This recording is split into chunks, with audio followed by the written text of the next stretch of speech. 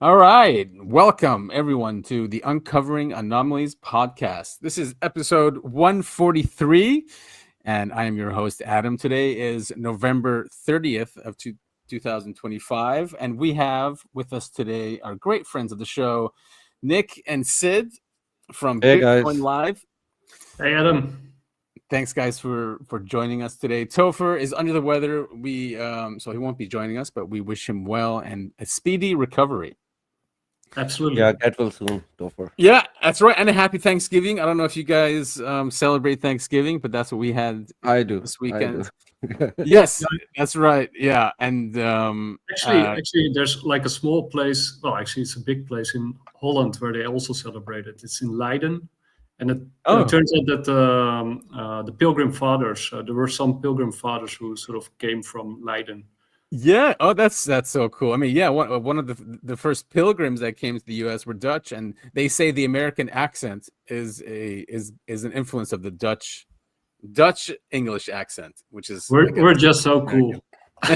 Yes, and very influential. That's for sure. Yeah, technically in Canada we have a different date for Thanksgiving, but I celebrate both. Yeah. Yeah, I forgot when it was because I lived in Montreal last month.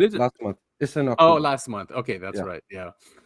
So yeah, that's cool. We're a global show, you guys. Well, I'm here in California. Syd's in Canada, and Nick's in not Amsterdam. But are you outside Amsterdam? I know you're in the Netherlands. No, I'm actually in Amsterdam. Oh, you're in Amsterdam. Yeah. So we spoke about this. Cool city. Love that place. Yeah, it's a lot of drugs. If you ever visit, I'd love to show you guys around. Yeah, and we can do drugs over there. Yeah, I think didn't they clamp down on that a little bit, right? Or is it still the way it was? No, it's more or less still the way it was. Oh, okay, yeah, I remember the cafes and never did anything more than hash though, because they have. I think if you take that away from the Dutch people, especially the Amsterdam people, then you have a revolt. Yeah, it is just so part of the city, part of the culture there. High Times, isn't it published out of Amsterdam? High Times magazine. I think so. I'm not 100% sure. Or maybe in the past when it was illegal here. Yeah. So cool. Yeah, and last week we did talk about the Age of Disclosure, and we covered it, gave our viewpoints about it. I'm not sure. Did you guys watch the Age of Disclosure? I still have to see it. No, I didn't watch it, and I'm not gonna watch it. I'm not paying them for this propaganda. I think that's a propaganda. Yeah, and it is, and now we're not saying there's not truths in there, right? There's a lot of truths in there. It's just they leave out a lot of stuff. Exactly. It was nice that they covered the legacy. They did talk about the legacy program a lot. So it seemed like there was a fight going on between the new guys and the old guys, and they weren't giving the new guys the toys or the information. That's what it seems. Yeah, and. Also, Stephen Greer posted something yesterday. Did you read his tweet? Who? Stephen Greer. Oh, yeah. Greer. Yes, that's right. I don't have that queued up. Yeah, it was yesterday. It came out. Yeah, he called it the Age of Deception. The Age of Deception. Basically, he's saying that they are changing the facts that aliens are the threat, but the reality is we are the threat to the aliens, and they just want to create this deception that aliens going to attack us. Yeah. But the reality is opposite. We don't need to fear them. I mean, he did a podcast. Also, he said that this is the base for the war in space. They want to do a war in space. Yeah. I mean, it's obvious who the psychopaths are, right? And the people that rule us are they're apex predators, extremely violent. And they want their way or the highway, and they even treat these other beings like that. It's been that way since the beginning, right? Shooting them down, just nukes everywhere, nuclear tests, in quotations, nukes in space. Like, who the hell was that for? Seriously, scientific exploring, study, like blowing up nukes in space. So yeah, it's been a that also ties into sort of the plasma research, right, with the ionosphere. Yes. So they might have been up to something else. Right. Yeah. And if you remember that Malmgren guy, the advisor to presidents, he said that they shot down a UFO one of the nukes, one of the nuclear tests. Yeah, and you remember the case, I think in 1963, when UFOs sort of they shot a nuclear missile into space, and then a UFO or two UFOs appeared, and they sort of dismantled the nuke. Yeah. Yes, exactly. Which was recorded. This has always been this back and forth, and but some people do argue, I think Giorgiani is one of them, is that nukes brought us up to their level and that we weren't their slaves anymore, right? That humans were fighting back and against the tyrannical hierarchical system that these aliens apparently keep us under. I don't buy that one, that they are afraid of nukes. I don't think nuke can scare them. They don't scare me, to be honest. So I don't think aliens will be afraid of nukes. I think we talked about it last time. The four of us, and I think when Syd sort of said that it was sort of the technology behind nuclear energy that is actually what they're concerned about, right? And the power that gives us. So I think, like Syd says, I think it's not the nuclear weapons themselves that are the issue, but I think it's the technology. Yeah. Also, like, if you guys have watched the movie Mars Attack, remember they tried to shoot nuke on that, and the way they just dismantled it was hilarious. And then they smoked it. So I think it's something like that. And also with Mars attacks, do you remember how they died? Right, with resonance. Yeah, music, so vibrations. So hilarious. Yes. I actually, bringing up nukes, even Independence Day, they used a nuke and didn't do anything. Yeah. I mean, right, and we have a history of them shutting down nukes all the time, and so it's something kind of to do with it, or maybe because it destroys the planet, And this is if someone created this system and this realm and is managing it and monitoring it, maybe it's doing the damage to Earth and the atmosphere, which is what they're concerned of. Who knows? But there's definitely been a war going on between the two, a secret war. And there's definitely something going on in nuclear facilities, right? I mean, last time we talked about the Joshua guy, the guard at a nuclear facility at I forgot the place, but and the shadow beings that are. Oh yes, that they got into the base actually and into the secret vaults, right? Yeah. So they're all over the place, and I think that's another reason why there's so much secrecy around nuclear sites and radiation and fallout. Right, the Atomic Secrecy Act that David Grush talks about and that they use to make UFOs top classified. Yeah, exactly. So, but returning now to Syd's its propaganda. I mean, let's explore this with these different clips that we have. Jay Stratton. Now you guys have to notice that it's on Fox News. And what does Trump watch? He watches Fox News, right? That's all he watches. His entire administration are Fox News anchors. It should be called the Fox News administration. Exactly. I mean, you have Hegseth, Bongino. I mean, even Kash Patel. I don't think he was on Fox News, but he was a regular guest. Yeah, regular guest over there. Right. Yeah. So all and so many others. I think maybe not Bondi, but there was someone else. Some judge. What's her name? If they were not there, they will be after this administration. So. Right. Exactly. So this is all he sees. So it does feel like an op. So we can say that the administration is run by Rupert Murdoch. Yes. Yeah. What is that show? Did you guys ever watch that show, Succession? On HBO? Oh, it's so good, you guys. You should definitely watch it. And it's a very it's based on that family. And it just shows like how powerful and influential like a media owner could be. So it mingles it with politics, and you see what's going on behind the scenes, or what could be going on behind the scenes. But one of the things that I do find always kind of interesting is because it's a right wing, of course. So I totally agree that he's very powerful. But they always don't talk about the other side, which is equally powerful. And of course.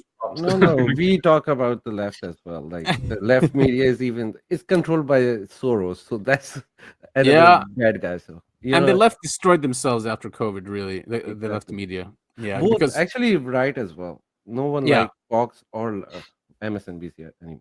Yeah, but you know, for example, do you remember Cambridge Analytica? And there was like a huge, was like a huge thing, and everybody was like, "Oh my God, they influenced the elections," and blah blah blah. Right. But they didn't talk about the elections before, which were influenced by Google themselves, right? So, right, and then it's okay. Good point. Good point. Yeah, because the right wing only has Fox. That's about it, right? Everyone else is left. They have News Nation and all other.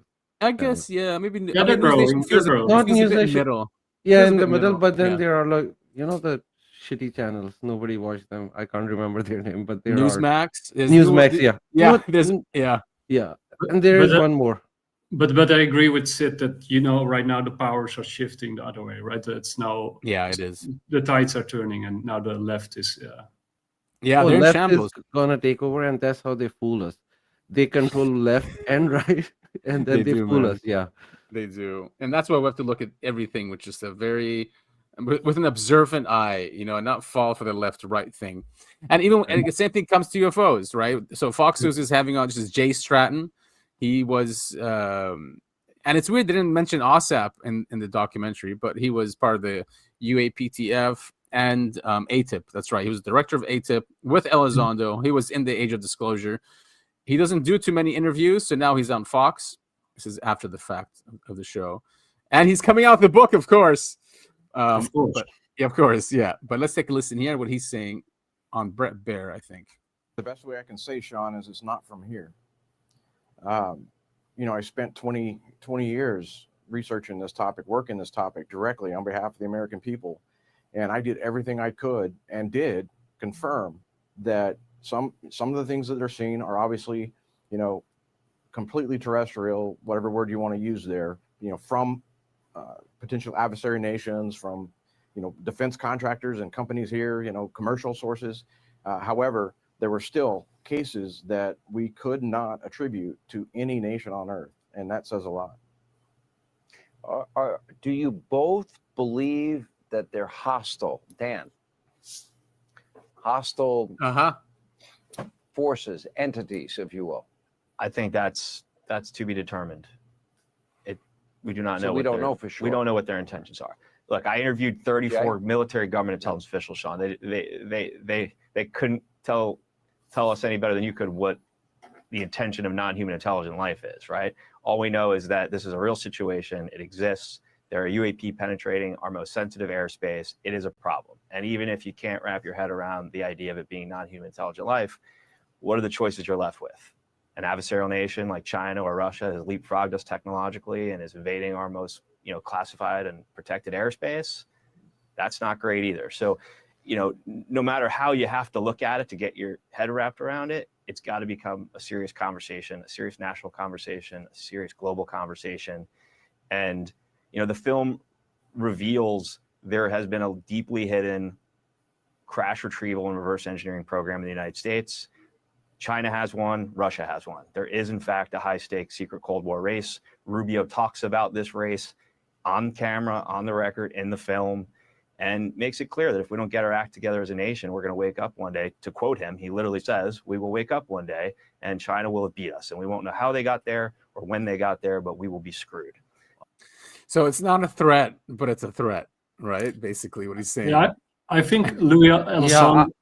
Yeah. No, I'm just saying this is Blue Beam. He's promoting Blue Beam right now. He's strongly implying that they are hostile, but he's not saying it because that's not right.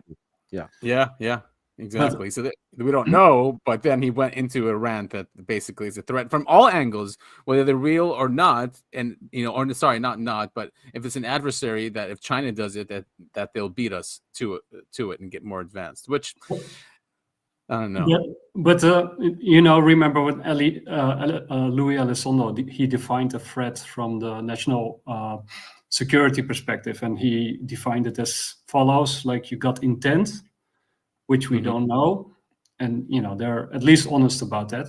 But you also have a threat in capability, right? And if you look at it that way, then there is a threat there, right? Because they have abilities that are way beyond what we can imagine. So right. Even if they are positive or friendly, if you're a giant and you sit on an ant's hill, right? It will be destroyed, even if you don't mean the ants any harm. So that is, a reason, a logical way to look at things. But on the other hand, it's of course nonsense, because we know, they admit themselves, right? You have like an 80-year retrieval program. So that means they have been around and interacting with us for at least 80 years and probably 1,000 or 5,000 years or longer. And they didn't kill us. So from that perspective, there's no threat, because otherwise we would already be dead, right? Yeah. And then they do admit that there's an arms race going, which is real, right? Because that's what the 80-year cover-up is all about. Exactly. And that's where the real threat is, and that's where Stephen Greer is right. Because the thing that we should be worrying about, what is actually the national threat, is the lie and the cover-up, which has created this clandestine operation without overview or accountability or transparency, which is kind of like a rogue group, which is probably supranational. I think it's not tied to any specific. Oh, definitely. Yeah, it's definitely international. Yes, it's international in scope. Yeah, and that's the real danger, right? That's why we need transparency, and why we need full transparency. Right, because they see it through their lens, right? This ruling class have always seen it from their lens, how to achieve their goals, and that's why it's been kept secret, and only things that they approve of have been let out to only further achieve their goals. Like if you look at the internet, and you sent me something about the surveillance state, all these technologies out there just really, yes, they do enhance our lives, but they also further enslave us, right? And make us more manageable. Those are the only things that are left out, because it's like, all right, what can we weaponize from this technology? How can we use it for our goals only? Yeah, so that's the threat. Yeah, and I think just take out. We are so dependent to the technology. If you take out just internet, we will lose our mind. Just internet, not even electricity. We are so addicted and we are so dependent on that. It's already weaponized. They just have to plug it out, and we are. Yeah. I think on the one hand that's true, and on the other hand, I do know a lot of friends around me who actually did unplug quite successfully, and are sort of living a quieter life and a more simple life. Unplug the social media, not internet. They are two separate things. Yeah, you can still unplug the social media, but internet, like, we are dependent on that. It's like whole communication is working through internet. It's how people make their income, right? Yeah. But I mean, you can create. More and more people are creating these circular economies that are sort of. That's really cool. Yeah. Yeah. So community. You mean communities, smaller communities, and then they rely on each other. Rely on each other, but also for example, in Weimar, Germany, or at least sort of in the interbellum, the period between the wars, you actually had and in a lot of other places. Actually, there's a great book on that from Robert Leater, Rethinking Money, and he sort of catalogs hundreds of years, but also many countries where they experimented with money. And there were many experiments in the interbellum between in Germany where there were communities that ran on different forms of money that were perfectly fine without central banking or central government intervention. I'm sure they were, that were sort of local economies that were self-sufficient and self-organized, and they didn't need anything from outside. Very cool. Did they barter, or did they use their own kind of local currency? Sort of own currency, sometimes based with collateral, that people put there. But there's many different types of currency, right? Because currency is basically an incentive structure, right? And so it's like the water that we swim in or the air that we breathe. We don't really think about money and what it is and what it does, but it actually structures everything that we do, right? It's sort of, when people say people vote with their feet, what they actually mean is they vote with their money, right? You make your most fundamental choices in what you spend your money on and what you don't spend it on. Yeah, so that's what I'll tell you. You're just talking about a few thousand people out of 8 billion people. When you look into the scale, they mean nothing. And the way they are planning, when I say they, everybody understand the ruling class. So what they are planning, they're going to replace all the jobs with the robots, and then they will be in a mess of a lot of people who don't have any jobs and they I don't know know, how I to know. provide, and then we will have the only thing they can do is to kill, and to kill they will start a civil war, they will start world war, they will get aliens to attack us. This is all a big I mess. I totally agree. I mean, Sid and me have been over this over and over again, Yeah. and we basically agree. But I'm just saying, like, there's still hope, and Yeah. you can do things to Oh insulate no, there is yourself. hope. There is definitely hope, and that's Jesus who gonna come and save us. But until then, we are messed up. I mean, it looks like it. I mean, I'm not too religious. I'm very spiritual, okay, and I've read all the books and Same. yeah. And when I just look at the problem we have, and it does seem like on the only way, and it's not like I'm searching for that or longing for it, but the only solution I see is that there's some kind of divine intervention.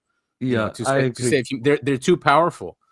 It's- And then we are getting weaker, even though we are large in number, but we are so weak we can't do anything. The only way we can be saved is like a divine intervention. Well, yeah, I mean that's sort of where I do sort of agree with Race or Giorgiani. I do think that they want us to believe that we're very weak and that we can't do anything. I think we're much stronger actually than we realize, and that they're much more afraid of us than we think. I agree. But this is the mindset, right? We have this mindset that we can't do it. And the problem is, if one person who is brave enough to lead, nobody gonna follow it because they are afraid. So that's why we are weak. I think one thing, I think Jesus will come when we won't have that one person from our humanity who can save us. Until then, God gonna rely on us that if maybe one person can stand up and fight. The day there is there is no one left on earth, then I think there will be a divine intervention. Yeah, I mean, it's gonna have to get really bad. Things are bad, but it's gonna have to get like really. There's nothing right now. But these are also the goals. The goals of this group. Okay, they do say that anyway. They want to bring God down, and the only way to do it is to have extreme sin on the planet, right? Exactly. What's his name? Is it Zabbatai Zevi in the 1600s?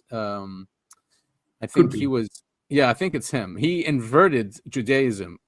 I think they're called the Frankists, but he found it. Yeah, Frankists. I know. Yeah, so they inverted everything, right? The 10 Commandments were all inverted, and that's how they live because they think that's the only way to bring God down. So that might be it, also. I don't know, or just a good excuse to be evil. And then there are a lot of end of time cults, not just in Judaism. There are in Christianity, Islam, Hinduism, I mean, all religion there are who just want to expedite it to that. I don't know what they are thinking.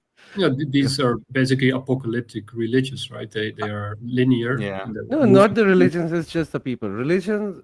If you read religions, you know that religion do not promote that idea. It's the people who just have this cult mind. They want to expedite it. No, but I mean, with apocalyptic is like they are linear, right? So they got a start and they moving towards sort of redemption or an end. Yeah. An end, right? And the end is an apocalypse is like a revelation, right? So that's when sort of things are wrapped up and people are judged and sentenced accordingly. Some go to heaven and some go to hell. Right. It could be how the human mind works too, right? Because that's where the Big Bang Theory came from. So it has to start somewhere and then end somewhere, just like our days do, right? We wake up and we go to sleep. But actually, sort of the earlier religions were circular religions. Like the Romans had circular religions and the Greeks had circular religions. No. They have also beginning. It's only Hinduism which is circular, but it's still Hinduism. There is the end. The Romans and the Greeks also have circular religions. Actually, the older religions are circular in nature. I have read actually Roman and those things. They have a starting point. There was before Zeus, there was Kronos, and Kronos' father started everything. Yeah, I know. Kronos was that. So there is a beginning. That's not circular. Yeah, okay, but every religion has a beginning. But I mean, what you see. But that's not circular, right? Yeah, because there is a beginning and there is going to be end eventually in those. So wait, Hinduism, there's no beginning? No, Hinduism is like in circles. They have Brahma who creates. But there's no beginning. They have cycles. They have cycles. Yeah. So Brahma create everything, Vishnu preserve, and Shiva destroy. And then when he destroys, Brahma is recreated and Brahma creates everything. But they have the ending. Eventually, they have yugas, and we are in the second last or last yuga. after that, there is no cycle. Oh, great. Well, isn't that weird that all these religions are coinciding in a way in the same periods? Unless it was all created by, I mean, Giorgiani says they're all created by the same entities anyway. Yeah, possible. Yeah. But even in the cycle religion, which is Hinduism, I think it's the only cycle religion, and they have the ending. Yeah, that's they have multiple cycles, but there is an ending in that religion too. All right, so I mean, maybe we can apply that to disclosure, and actually, it's like a never-ending disclosure we get. It's just the same. They once they feel like disclosure is ending, then they come up with a documentary like The Age of Disclosure and restart the whole thing again. I mean, it does feel like 2017 in a way. I guess only Rubio, by the way, was really good in that documentary. It was before, and I can't stand that guy. Okay, I think he's extremely evil. Yeah, but he said some really smart things. Like, I thought the guy was dumb, but he actually said some really smart things in that documentary. And I think it stems from the fact that he doesn't have access. So he's like, there are all these bureaucrats that have been there for 30 years. And, if someone comes and wants this information, they just wait out whoever's been appointed, and, they don't have to give them anything because he's out of office. And then he'll say it's just how deep it is covered by people that would come in, would learn the truth, and then would leave and not tell the new person coming in about this subject, and it gets lost. So I thought it was pretty interesting how he knew all that information. And when he got interviewed, he was just senator, although, powerful senator. But, now the guy's, he for sure knows. He's National Security Advisor, I think, and Department of State together. Yeah. So, yeah. I think, it's very powerful that Marco Rubio went on the record and, sort of put that out there, because it does give credence and weight to the whole thing, right? Otherwise, it would be, just government officials and people wouldn't really know who's who. But Marco Rubio puts a face to it, and he's like the minister. What is he? I think foreign minister. He was, former senator. Yeah, but I think he's like of foreign affairs, right? Oh yes, yeah. He was on a lot of actually committees. He's a pretty powerful guy, because the ruling class love him because he's just a shill to them. So I guess, when I look at The Age of Disclosure, I think it's very well made. It looks really cool. It's nice that all these people go on the record, and I think it's a documentary that you can actually show to newbies or people who are skeptical and who don't believe anything that you and me and Syd say. Right, it's something that you can show them, and then at least they can start thinking about all this stuff. This will bring a lot of, and it has already brought a lot of new people into, just like what 2017 did. So it's doing something similar, and it's still expensive to watch it. So I don't think many people have watched it. It's still, I think $20. Yeah. Most people are not going to pay that. They'll just wait until it's $5. But it is bringing on new people. Also the pirated copy is out if anybody wants. I'm sure it is. Yeah, I'm sure it is. I stopped doing that, I think like a few years ago. It was 5 or 10 years ago. I'm like, that's it. I can't do it anymore. I was stealing so much. Foreign sites. Yeah. Yeah. So here's Chris Mellon, and this is his response after he watched, because he was in there, but there were some interviews, like Clapper, for example, he did not hear. Clapper said when he was chief of staff of the Air Force that there was a secret UAP project, and that he blames himself for the secrecy or something like that. Anyway, but I heard George Knapp say that Clapper was the one who actually stopped the declassification when OSAP was around, when they wanted new projects. He's like, no, this is nonsense. Just stop it. And they stopped it. They stopped some projects. So we know he's a piece of garbage anyway. But Chris here is saying to put the head of the Air Force and others under oath in front of Congress so they can be questioned because of that. And he also said that the Air Force never gave up information to Congress when they asked for it, but the Navy does, for example. Like what happened with Gimbal and the Nimitz UFOs. Yeah. He says there were Air Force pilots, Air Force jets in the area, and we never got that information. The Navy gave us everything. They gave us videos, telemetry, radar data, but the Air Force gave nothing. Yeah, it's interesting, right? Because the naval seems to be pushing this whole thing. Yes, and the Air Force is trying to keep it back, right? So that's sort of the another fight. Yeah, there's a clear fight there, and that has been going on for like 80 years, right? Because if you it's the same fight. If you go to the Condon Commission, right, it was the Air Force who, and it was the Air Force that was also created with the CIA in 1947. Good point. Yeah, and it's I think it was in the interview with Gallaudet where Danny Jones asked him this question, or something like along those lines.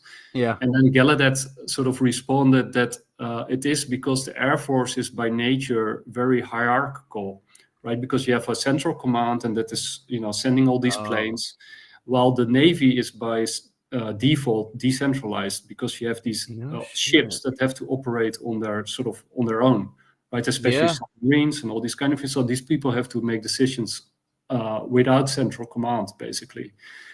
So this sort of in the structure of the Navy to be more open about these things. You just reminded me that when they created the Air Force, they modeled it after the FBI, or at least the AF, or at least the AOF, the Air Force Office of Special Investigation, AFOSI, at least, or maybe that one was modeled after the FBI.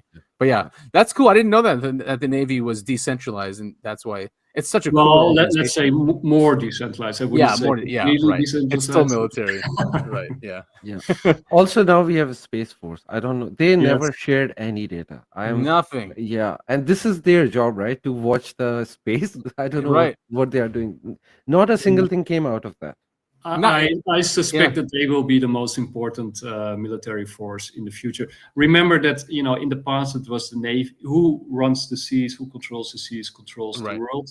Yeah, and now it is, of course, he who controls space controls the world. And if you want to control space, then you have to control the moon, because that is sort of the launch pad into the rest part of it. Exactly. Yeah. So Space Force will be the most powerful. Yeah. Also, Northrop Grumman is building a train line on Moon. Did you guys saw that? Yeah. Oh, I did see that. Yes, I saw that. Yeah, I'm thinking to apply for a job over there. I want to go on the moon. I want to build some rail tracks over there. It's cool. That'd be cool, man. And Rolls-Royce are providing the nuclear reactors. Yeah. I hope they do it. I hope they actually do it. I mean, they've been talking about it for how long now? I mean, no, I think their timeline is 2030 for Northrop Grumman to start doing that. And I think this whole UAP thing, this whole UFO thing and the disclosure thing, I mean, that ties directly into the space-based economy, right? I think those two things are, and the AI race. I think the AI race is actually an AI/UAP race. It is. Which is tied to the space-based economy that is around the corner. So, those three things are interlinked, and the disclosure is happening because of those two things. Absolutely, yes. And we can see in their actions of what they're doing behind the scenes that is exactly what's going on. And it's all intertwined. AI with the UAP and you can't have one without the other, and they're sort of reinforcing. Yeah, right, exactly. And here's just a reminder of this is from Lester Nair. General Clapper is not the only reason Chris Mellon is throwing shots at the U.S. Air Force. He released this signal exchange last year that was approved by DOPSR with a senior official who was considerably more high-ranking than whistleblower David Grush. And this was about the Kingman aircraft, the Kingman craft that happened in Arizona. So this guy goes, right now we haven't gone that far back. It's redacted. So 1945. We're dealing with the recovered UAP that landed in Kingman, Arizona in the 50s. We're vacuuming up info as redacted gets read in. We now know the management structure and security control systems and ownership of the crash retrieval. We also know who recovers landed or crashed UAPs under what authorities. We also know that a still highly classified memo by Secretary of the U.S. Air Force in the 1950s is still in effect to maintain the cover on UAPs. So there's a standing order from the Secretary of the U.S. Air Force in the 1950s, and those are in the books of Donald Kehoe. Mm-hmm. And it's always been it came in, not when the U.S. Air Force started, but after there were so many of these sightings and the public was just so interested and they wanted more. He released this order, which makes sense why the Air Force is not sharing anything. It's an institutional thing. Anything with UAPs, crashed or whatever, we will not share with anyone.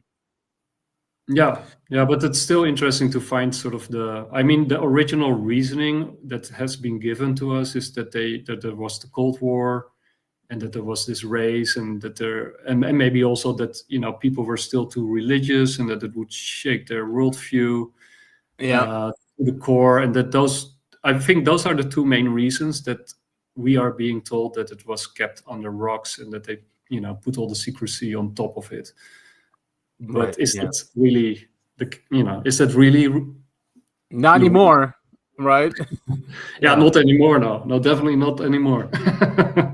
Yeah, except I think that they're spearheading with an agenda, and that this will stop that agenda, right? I mean, if people, because there's a lot of people in this world that just worship the elite, they really do, and they really do. They think they're like so powerful and so rich and so blah blah blah. This would just destroy that entire narrative, right? Yeah. That there's other beings out there that are more powerful, more advanced, and maybe they don't want to admit it. Yeah, but I think that's sort of like what we just said with the space-based economy and the AI race and the UAP race. I think right now they're ready to, like Syd says, Project Bluebeam, right? I think they're ready to take on these beings because, you got Ingo Swann and who was the other one? Joe McMonagle. I think both independently and other remote viewers sort of confirmed it, that they're like beings on the other side of the moon, or some entities or whatever. Yeah. So why didn't we go back to the moon? Exactly. Perhaps we have, but for as far as we know, we didn't. Yeah. But maybe these entities were too strong to take on, heads on. Maybe we're ready now. I mean, by the way, I don't buy this thing that they were not ready back then. They were easier to control. Boomers were the dumbest generation in the history of humanity. They would have bought every crap. I think we are way more skeptical than boomers. So I think this whole idea that they were not ready, they would not accept it. No, that's not true. We are the one who are not going to accept the bullshit. So I just heard that on an interview somewhere. That someone's like, if the president comes out and says something, like 50% of the people will just dismiss it. Boomers used to buy things because they saw ad on TV. That's how they okay, but you have to see it in the time, right? It was all new to them. I mean, look at us, right? I mean, I know many people in my surrounding who believe everything they see online, right? So true. Like, I mean, that's why Q works. Yeah. So we're the dopes, right? Like 50 years from now, they look back at us and they say, "Oh my God, they believed everything they saw on." No, not true. Because we don't even look previous generation, like the generations in 18th century. We know they were not stupid. I'm specifically talking about the people who were there from 1940s to 70s, 80s. They were. I think you're being too harsh, and look at they messed up everything. They got the beautiful world and they destroyed it for us. All the suffering we are having right now is because of those people. But they made like really bad policy. I mean, they never pushed back as hard, I think. Yeah, they accepted everything. They were told the lies and they accepted it.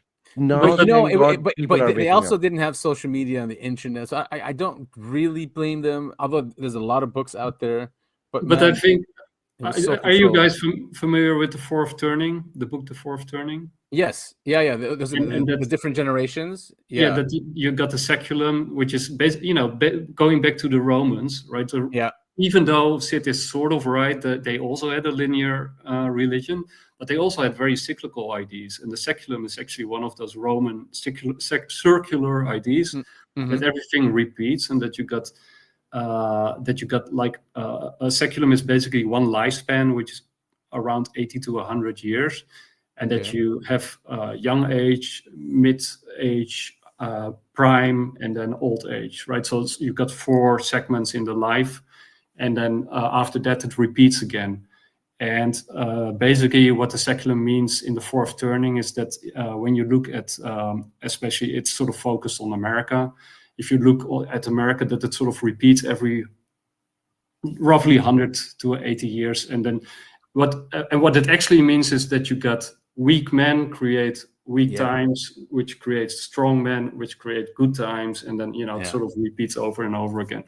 So, and for that, I will say those boomers were the weak men who created the worst time. but the point is they were the result of strong men who created good times, right?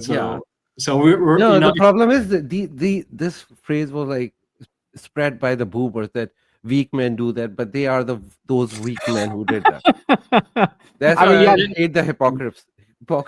You mean they're creating the worst time that are, and then those worst time will create the strong man. You can see that we are and Gen Z. Gen Z is probably going to be that. The strong man. And you can see that Gen Z is way more smarter even than the millennials.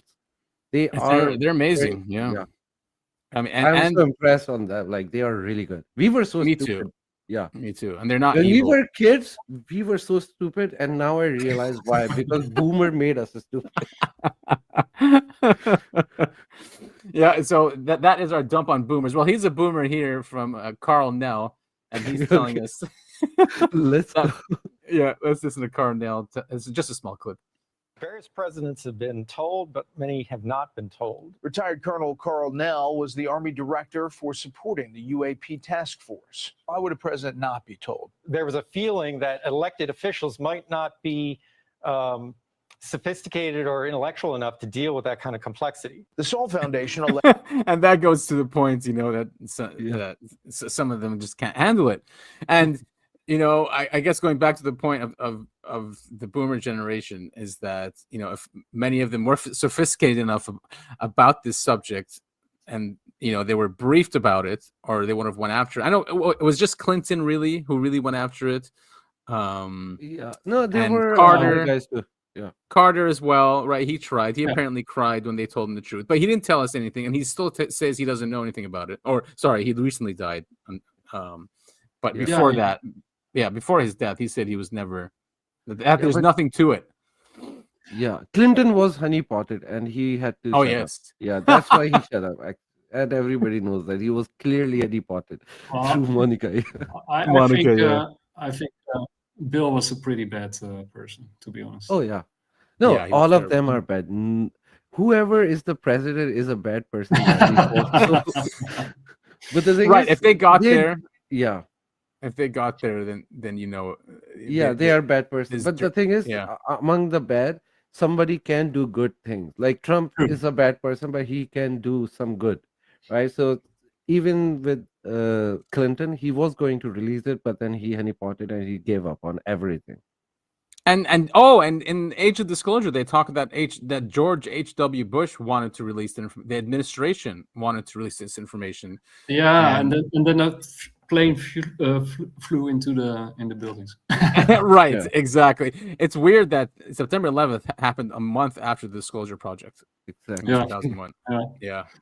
And all those people were ready to go to Congress and testify, and boom, we're taking on this trajectory. Yeah, I think Bush Jr. had like the worst administration around him in history. So evil, man. You can't get more evil than them. Rumsfeld and Cheney, and oh my god, and Wolfowitz, oh my god. Yeah, Rumsfeld. I mean, Cheney alone is just he's like Darth Vader. That's enough. And then you add Rumsfeld to that.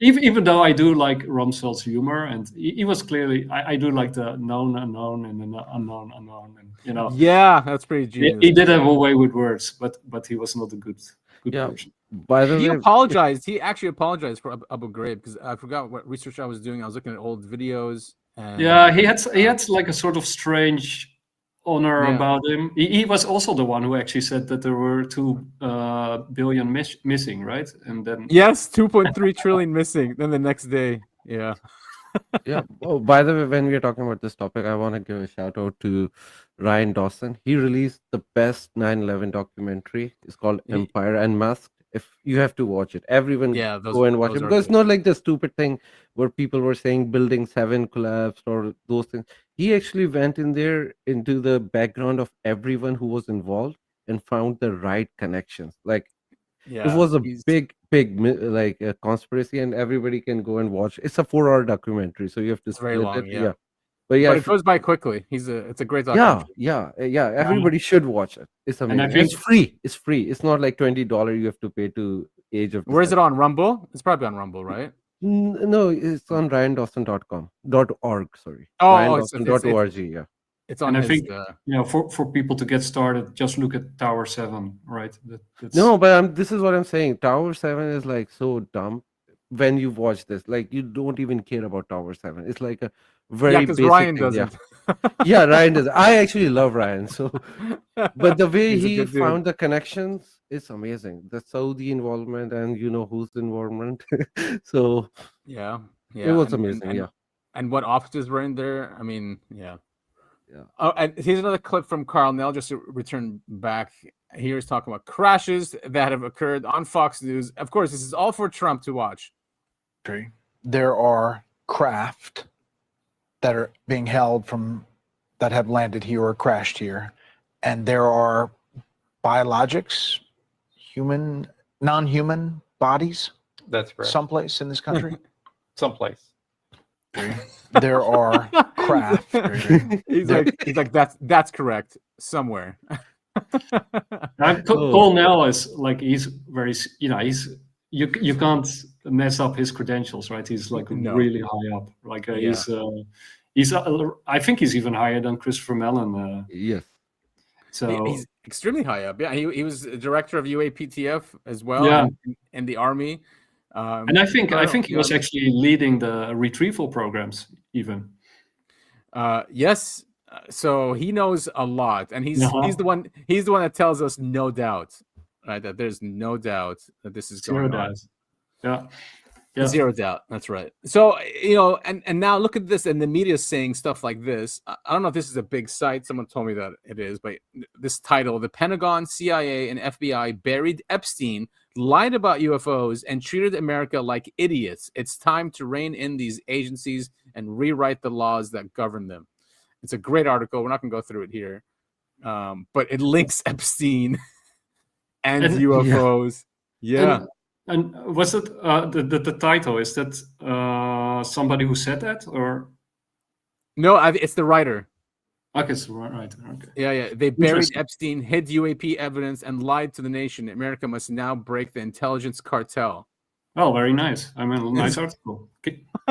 Yeah, you would love it. Actually, I'll send it to you guys. It's a great read, and it seriously reads like one of us wrote it. I mean, just so. Yeah, so, it looks like one of us wrote it exactly. And the UAP lies, hiding technology, hiding breakthroughs, hiding reality. Yeah, I mean, clearly Epstein is at the center of all of this, right? I mean, he was a nexus, an important, maybe yes, not that's a node, and very important node. Yes, and if people start pulling that thread, the Epstein thread, it unravels, right? Exactly, and that's why they call it a national security threat, because it's not just about trafficking kids and blackmail. It goes way deeper. Yeah, true. That's why even after the vote, which is like 400 or 399 to 1 or something, they are still not going to release it. It's crazy why they're censoring it now when Congress approved it.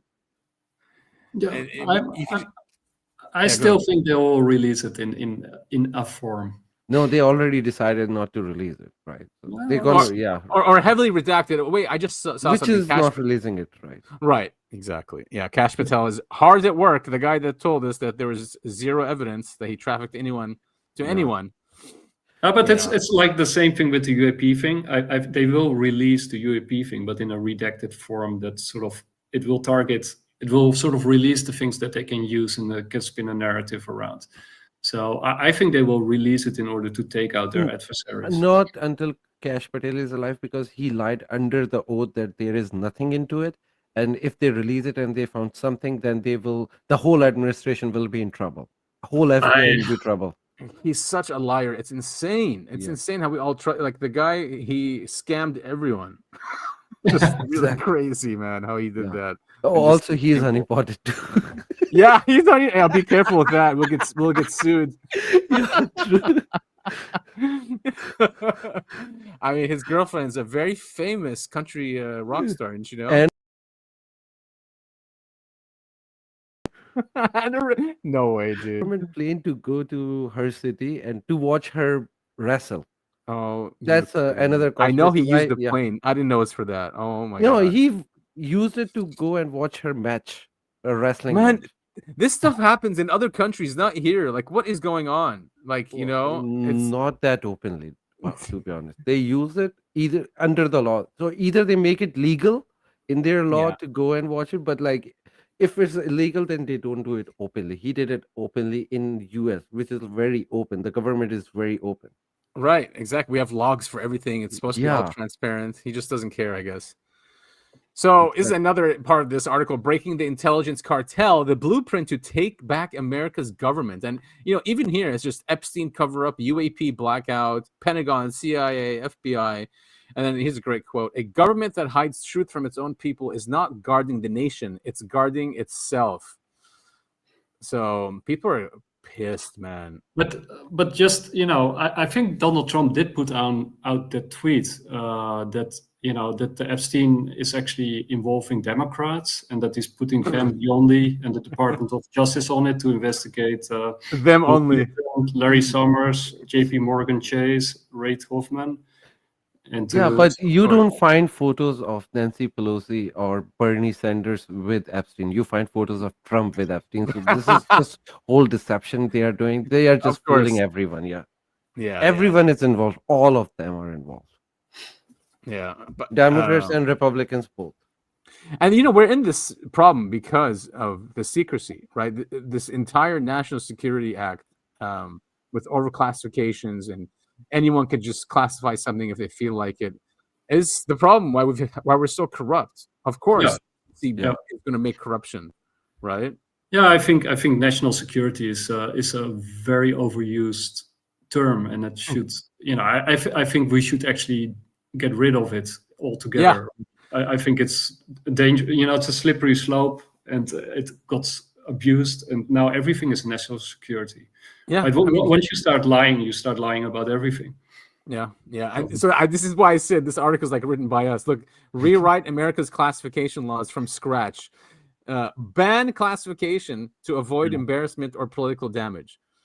Force automatic declassification deadlines. Require civilian oversight boards. Criminalize deliberate misclassification. Give Congress real-time access to any programs. Yeah, and put it on chain. Yes. I mean, I bet you they want us on the chain. They'll never be on the chain, right? They want us on chains. Exactly. Catherine Austin Fitz, I think, talks about that, where, you know, they'll create this on the blockchain system with all this monitoring is going on and the money and all that, but they will be on a completely separate one. Yeah, because I mean that's the irony, right? Because they say because of national security issues, we have to have secrecy, right? We have to do things off the book so that you know to protect you, right? But what you guys do, that has to be public. But you know, it should actually be the other way around. You know, what we do should be private because you know it doesn't really matter because we're very small and insignificant. Yep. Also, we are not taking tax dollars, so it's our personal thing. They are working on our tax dollars, so they have to be transparent. And thus they have to be public, right? They're public entities, so that, you know.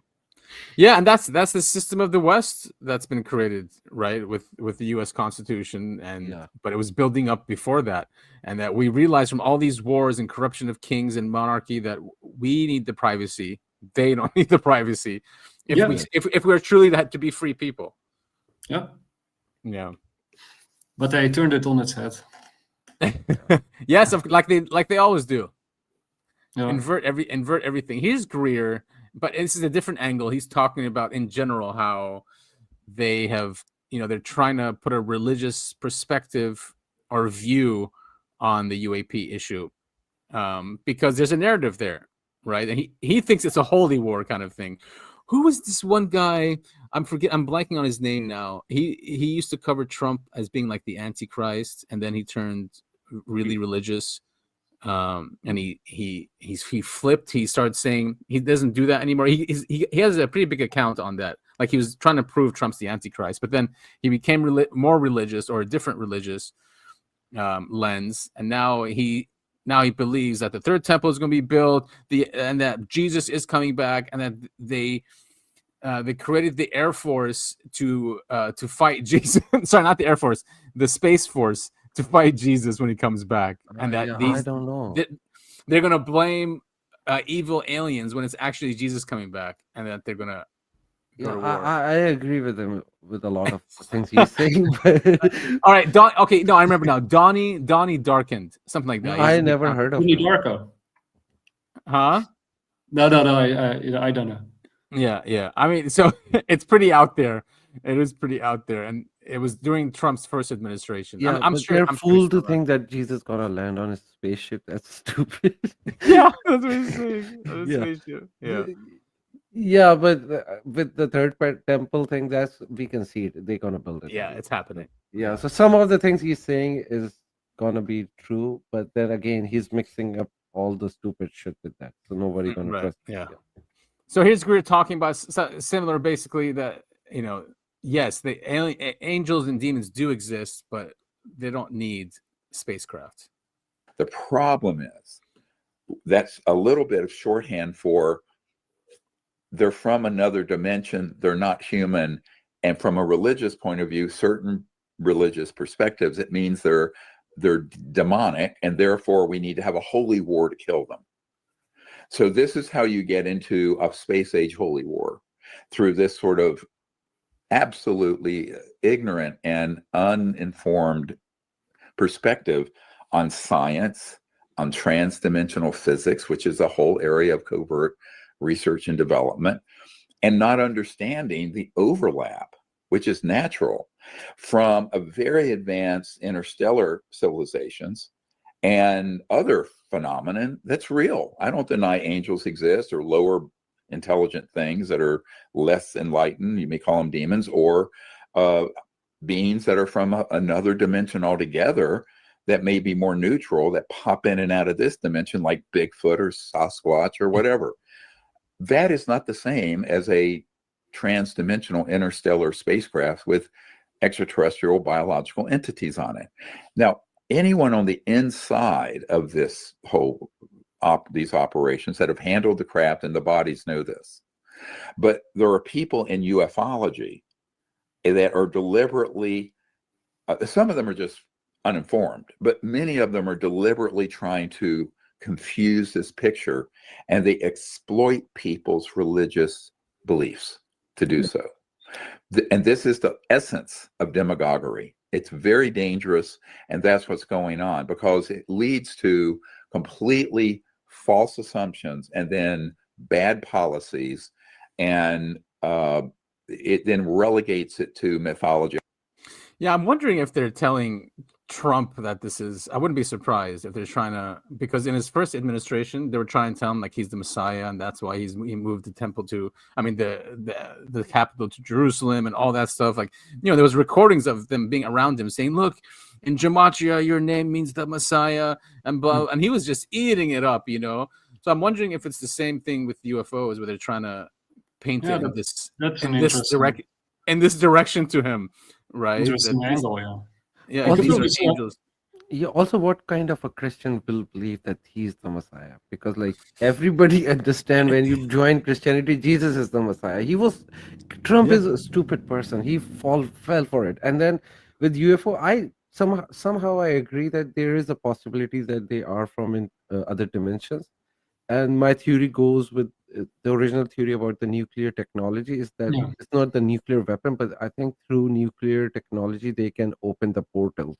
And maybe aliens are trying to stop it, or maybe trying to help them to open it. I don't know. It could go another way. I totally agree with Syd, right? I think that's why they have the top secrecy around nuclear sites. Like I said, these beings pop up at nuclear sites, and these UFOs pop up at nuclear sites, and we already know that they can generate huge amounts of energy if they, for example, thorium reactors, and if you dive into plasma and physics and bioastrology and the electric universe, I mean, if you look at those dusty plasma clouds. Yeah, those things are so. The ones that are on between us and the moon. Yeah, those Lagrange points. Yeah. One of them was described probably in the Book of Enoch as Metatron, right? When Enoch transformed himself into when he was transformed into an angel and became Metatron and became the scribe of God, and because he lived such a perfect and holy life, he became basically the most powerful archangel in the hierarchy, right? And he was located in the Book of Enoch between the Earth and the Moon. So he was probably one of those clouds, and those clouds. You're kidding me! Whoa! Yeah, those clouds are bigger than the Earth and the Moon combined, right? Like right. 8 or 9 times bigger than the Earth and the Moon combined. And they're plasma clouds. Yeah, and they generate particles out of nothing. So, right. And when you look at Enoch and what Enoch could, what Metatron could do, he had the cube of Metatron, and the cube of Metatron could actually generate atoms or something out of nothing. So, and the scribe of God. Another word for the scribe of God would be Toph, right? The entity Toph. So, but basically, these are like gigantic quantum supercomputers that dwarf our supercomputers on Earth like 1 million times over, right? And I wonder if they're recording everything also. So people's lives and stuff like that. Yeah. So Robert Temple, when you read A New Science of Heaven, actually, he says that's right. Yeah, he speculates that that these clouds recorded everything that ever happened on Earth and before it, and that they are sort of our collective consciousness, and that our plasma cells, right? That because we have a bioplasma aura that extends beyond us for like I think 2 meters or something, or 2 feet. Yeah. Sort of like the COVID distance. That escapes our bodies and goes back into those clouds, like that, and that maybe our elites are trying to block those clouds out. And when you send me that, so they don't go to hell. Well, Syd and me, we also had one conversation like a couple of shows ago, where maybe we keep being reincarnated on a lower level because of all the suffering and disease and misery on Earth. And if you actually create a better condition on Earth, you can actually maybe reach higher levels and escape, right? Like what the Buddhists and Hinduists believed, right? So maybe they actually tried to actively block out the reach of these clouds and influence that they have on us.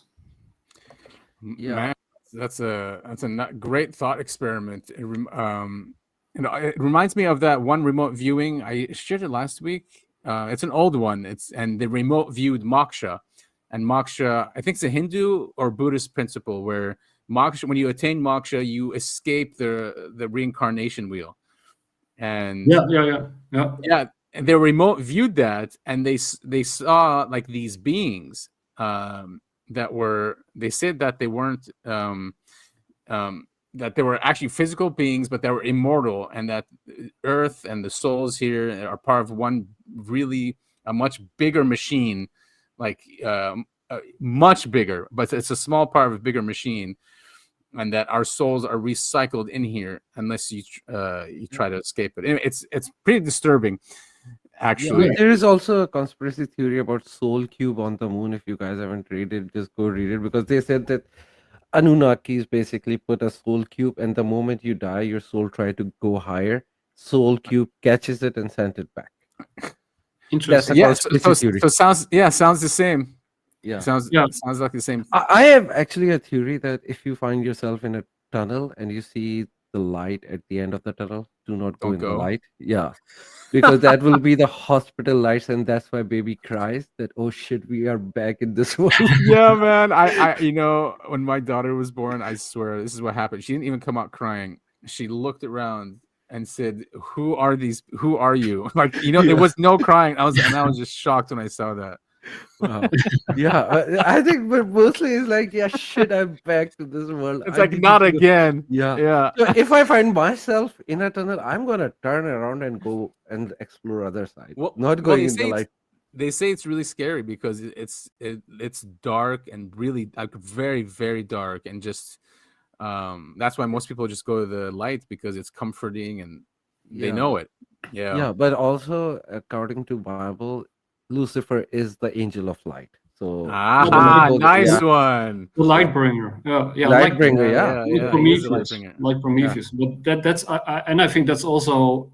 I mean, you do have to, you know, Racer Jajani also has an interesting take on that, right? Because when you look at Persia, the Empire of Persia, like, you know, we all agree it was an ancient and very rich and powerful and successful empire, with also close connections to Judaism, by the way, because you got a large group of Jews who went to Persia, who were, you know, Cyrus the Great was like their savior or their messiah. He led them to build the second temple. He was one of their messiah. So, but apart from that, like when you sort of look at the gods of Persia, like Mithras and the surrounding deities, they were inverted in India, right, with Indra and the other deities. So you got sort of the gods with India and Persia. They're sort of like mirror images of each other, and the same is with Greeks, where the Indra is basically Zeus in India. It's exactly Zeus.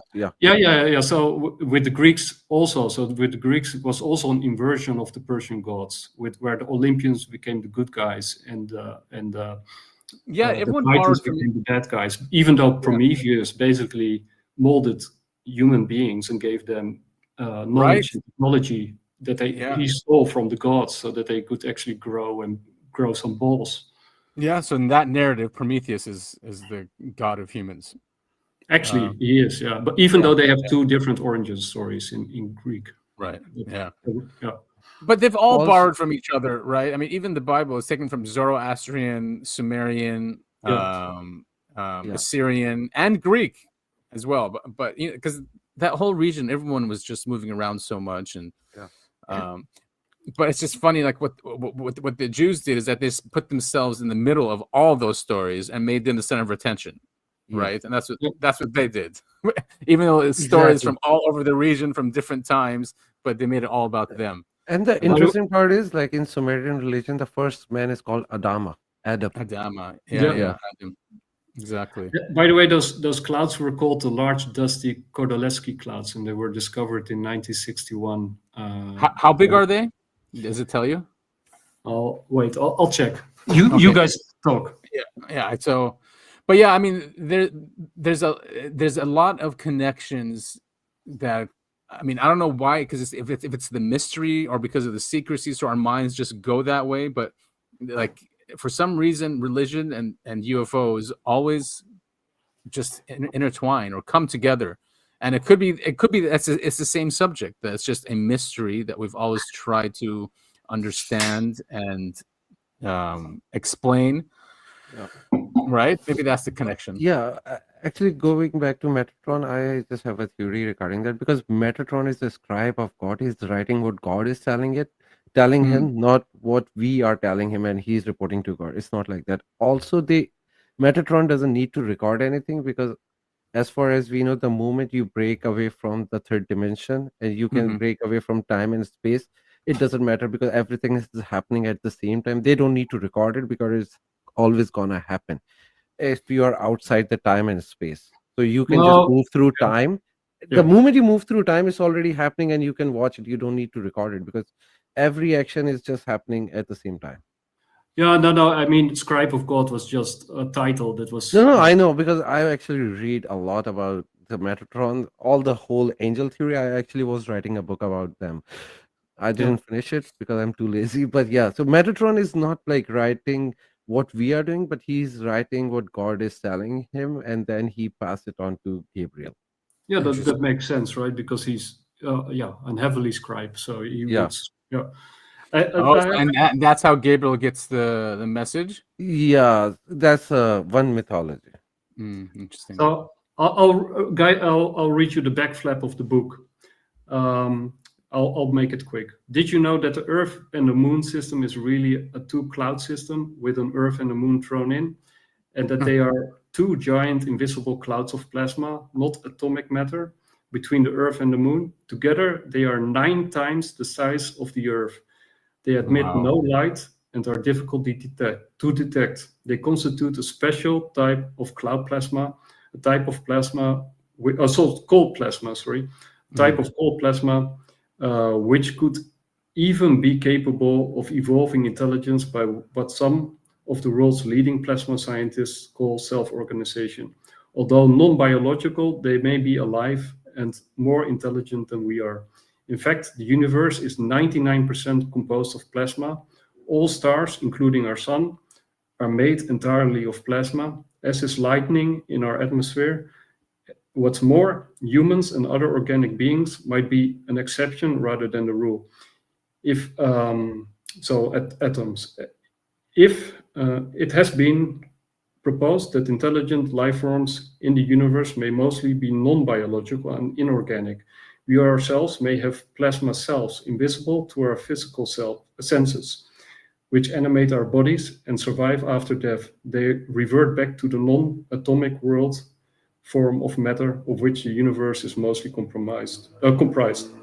So we've never sent any probes to this region of space. I imagine we have, right? But the Lagrange points, they are called the Lagrange points because that's where the gravity of the moon and the Earth cancel each other. So if you have like a big cloud that can sort of hang and coalesce there. And I think it was Robert Temple himself who used to be involved with an astrophysics society, and that they were sort of thinking about putting a space station. If they wanted to put a space station, where would they put it? Well, they put it in one of those Lagrange points because of the cancellation of the gravity. And then sort of this whole discovery came about. And now I don't think they're going to put any space stations in Lagrange points because there's probably 2 giant clouds there. You don't want to mess with Metatron either. Man, that's crazy stuff. And maybe this also ties into Beatrice's work, with these these objects. Transients. Yeah. Because maybe these transients are also plasma beings that are sent down from Metatron and these plasma clouds that are sort of just curious about what we're up to on Earth. Yeah, controlling us to bringing up the kids. Yeah, because these plasma orbs, they have sort of internal structure. They hunt, they interact, they show signs of sentience and curiosity. So, right, they have. I love plasma science and the plasma universe. It just makes so much sense, and they prove everything in the lab. They do laboratory experiments that then look like what happens on planets and space. So, what I found super cool was was it last week that you sent me the one that I think it was last week that you sent me the tweet that 3i Atlas might actually be explainable within the universe theory, right? Because then it would be electric comet, and then it would be then it wouldn't be so strange that it's exactly. They predicted that everything the way 3i Atlas is working. Although if we get to it, there's an article on Medium, and they kind of prove there is a cover-up happening with all the files. Definitely a cover-up, yeah. By the way, I just sent you the rendition of Plasma Cloud on the group. If you can open it, people can see it too. Wait. And then you send me the other one where 3i Atlas is communicating with the sun, or at least the sun is communicating, or seems to be communicating with 3i Atlas. Yes, because when it was coming on from our side, a CME was sent out from the sun, and then even when it went to the other side, another CME was sent over. And and some people also think that first of all that the sun is alive, like Rupert Sheldrake, but also right that we actually get our uploads from the sun, and maybe also those clouds that we just mentioned. And the sun was, of course, in most religions, it used to be the sun was the equivalent to the supreme god, or it was the supreme god itself. Yeah. What's this, Syd? So this is the plasma clouds which we were talking about. There's a rendition of that, scientific rendition of that. Yeah. And if there is no gap, they just cut it off to show how it looks. Right. Yeah. But it's like a donut shape around Earth. It's goes all the way to the moon. Amazing. Yeah, that's Metatron basically. Yeah, so we are in the prison anyway. Yes. Well, yeah. Or he's protecting us, right? But I used to have these internal, like, especially when COVID was going on, and they were pushing the jabs, right, and they were almost pretty much making it mandatory, and I had to dig deep, and I really went inwards and just to really find out, because I knew how bad they were. I did not want to take them, right? Yeah. But when I went inwards and I went that route of like, okay, so do I want this? Because I knew I was being built. Like, do I want to join this? It felt cold and just, this human trajectory, this transhumanist trajectory that, it offers you maybe you can live forever and technology. And it just felt so cold. And I knew the end of it was death anyway, even if it's 1,000 years from now. Yeah. So that didn't scare me. And I wanted to be in the warm nature, natural element, even if it's a construct that's enslaving us. And I came to that because this reality, as long as it's not run by tyrannical humans, is free, right? And we are free to do whatever we want in our past. Like when we're born, we're born free, and we're free to make our own paths. So that just felt more comfortable to me than taking the route of this cold future. Yeah, I was kind of forced to take it, but then I knew that there are going to be 3 shots you have to take to complete the process. So I only took one.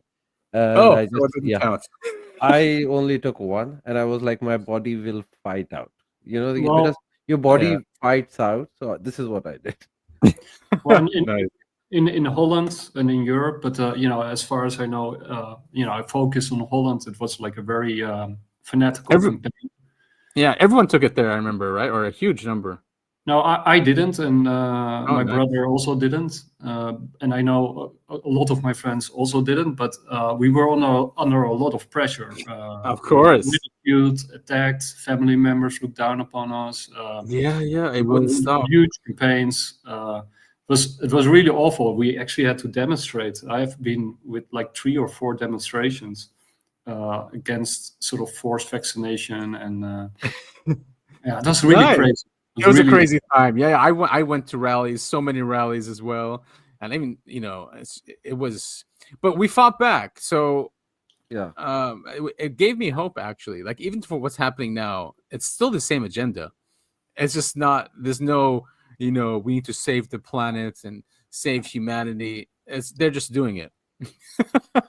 With no excuse.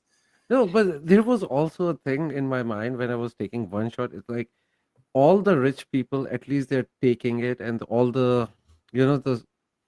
people who were taking it, and the majority of the people on Earth were not. So I thought maybe there is a possibility that they want only few people to take it, and all that the conspiracy. So my solution was like, okay, I have to figure a thing out. I'll take one, and if it's bad, my body will fight it out. If not, my body will get used to it. So I think eventually, and more like a hybrid model. And a lot of them were placebos too, or just nothing in there. Yeah, there were. Yeah, and some people say that with the mRNA and that with 5G that you can sort of engineer things within the body. And if we are sort of bioelectromagnetic creatures that, with what we just talked about with the bioplasma, then it can actually disrupt that electromagnetic field around us. Like the bioelectromagnetic field might be disturbed or disrupted. Right. And that's what makes you sick, really, is when you're... Yeah, because we have like a huge regenerative capability, right? But it might have been, it might be connected, but by the fact that we are connected to what is around us, and because most people right nowadays live inside. They don't get sunlight, they don't go outside, they're stuck to their screens, they don't get enough exercise, they don't touch grass, they got shoes to insulate their feet. We are completely insulated from nature and each other, and soon also the sun and these clouds, right? So we're you are describing me, man. It's okay, you're in Canada, it's too cold, man. Yeah, but that's how I live. Exactly. But one of the other things that I wanted to say is also in nuclear reactors. Did you guys know that in nuclear reactors there's often dust that comes out of nowhere, and that starts filling these nuclear reactors, and then they often say, I think it's called crud. But basically, what Robert Temple is saying, and what these astrobiologists are showing, is that these dust particles that appear are not because the nuclear reactors are filthy or deteriorating, but because the plasma itself is creating something out of nothing, and these dust particles are actually sort of the beginning of life itself, right? So and in thorium reactors, you can generate even more energy and probably more powerful weapons also. And no fallout, right? And no fallout, and maybe also rifts in space and time and dimensions and whatever. But probably the United States, because it used to be more or less democratic and free, had to hide this stuff because they had to research it, and they thought maybe there was also this tension with other groups and stuff. But if you're like an authoritarian government with complete control of your society, you can easier develop these weapons and technologies because you already lock down your population so they can't have access to these wonderful technologies once you develop them, right? Because you already have like a tight grip on society. And because the United States didn't have a tight grip on society, but was growing its tight grip on society, it couldn't get these technologies out to the public yet, because then it would lose all control of the society, because then everybody would have free energy flying around and jumping around. I mean, it's weird that they care so much, because they just saw basically the ruling families as the country instead of the people, and they just wanted, so national security just became retaining that power and wealth, and growing it, actually, not just retaining it. I mean, every society in history always had an elite, right? I mean, you always have an elite. There's always a hierarchy, even in primitive societies, right? Even if you're like a tribal community living in nowhere, right, even nomads. Hierarchy. Like nomads were the most decentralized groups of people out there, but they also had a leader, and the leader had like henchmen and second or third in command. So you always have some level of hierarchy. Even apes and other social animals have hierarchies. So you don't escape hierarchies. They're just part of human nature. Right. And that's why I think putting limits or, social contracts are important. It's the secrecy that just ruins everything. Yeah. It's strange. There's a lot of leaders that believe that if the people underneath them become, wealthy and prosperous and free, that the leaders will become even more wealthy, prosperous and free, right? Because they'll benefit from that. So it's a strange mentality that they have, where they want to have both, retain control. Yeah, but I think that's also human nature, right? That you want to grow your control over. You want to sort of reduce insecurity and uncertainty. around you. So, as you do that, you grow your control, but usually there are limits. But if you can grab, sort of the levers of society, if you can get hold of the levers of society, and money being the most important lever that you can get hold of, then you reach a point where you don't have to care about anybody else because you have all the power. Right. Which is why people just steal so much. But there are examples out there wherever the ruler have strong rules, but he's giving his people all the money they need. Everyone is happy. For example, Dubai, the whole Middle East, right? No, not the Middle East, but like GCC countries, Dubai, Qatar. GCC, yeah. So they have very strong rules. You don't have freedom of speech. You have no, you can't even think about standing up against the, or you can't even say anything against the ruler. But you have food, you have cars, you have all the money there, and they have total control. And I don't see any revolution coming out of there. But every other monarchy, like French, British, or Indian, Persian, even in the United States, what's happening here is like the rulers are so greedy that they are controlling their people and they are not giving them money. So eventually what happened after a century or something revolution comes and then overthrow it. The right way to control the people is to give them everything they need and make sure that they don't revolt. But that's what they are doing. And I think if I can understand this model, I think these rulers do. So I think they are doing it for another agenda. Yeah, I actually agree with you. But I think it has to do also with the size of the country, right? And the power that it wields. Like if you, Saudi Arabia is a big country. It's like a huge country, man.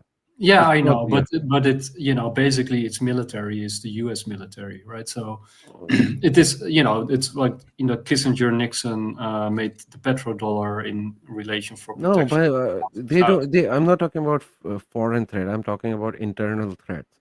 All the revolution happened from inside, not from the outside. That's invasion. So Saudi Arabia is not afraid of his people revolting because they have everything they need. I know. But all I'm saying is like if you also saw it in the past, like the most successful places also in Europe were city states, like small self-sufficient. Like Pisa, like Phoenicia, like Amsterdam. Oh, like those, Portugal. Like the smaller the country, the more coherent and the more.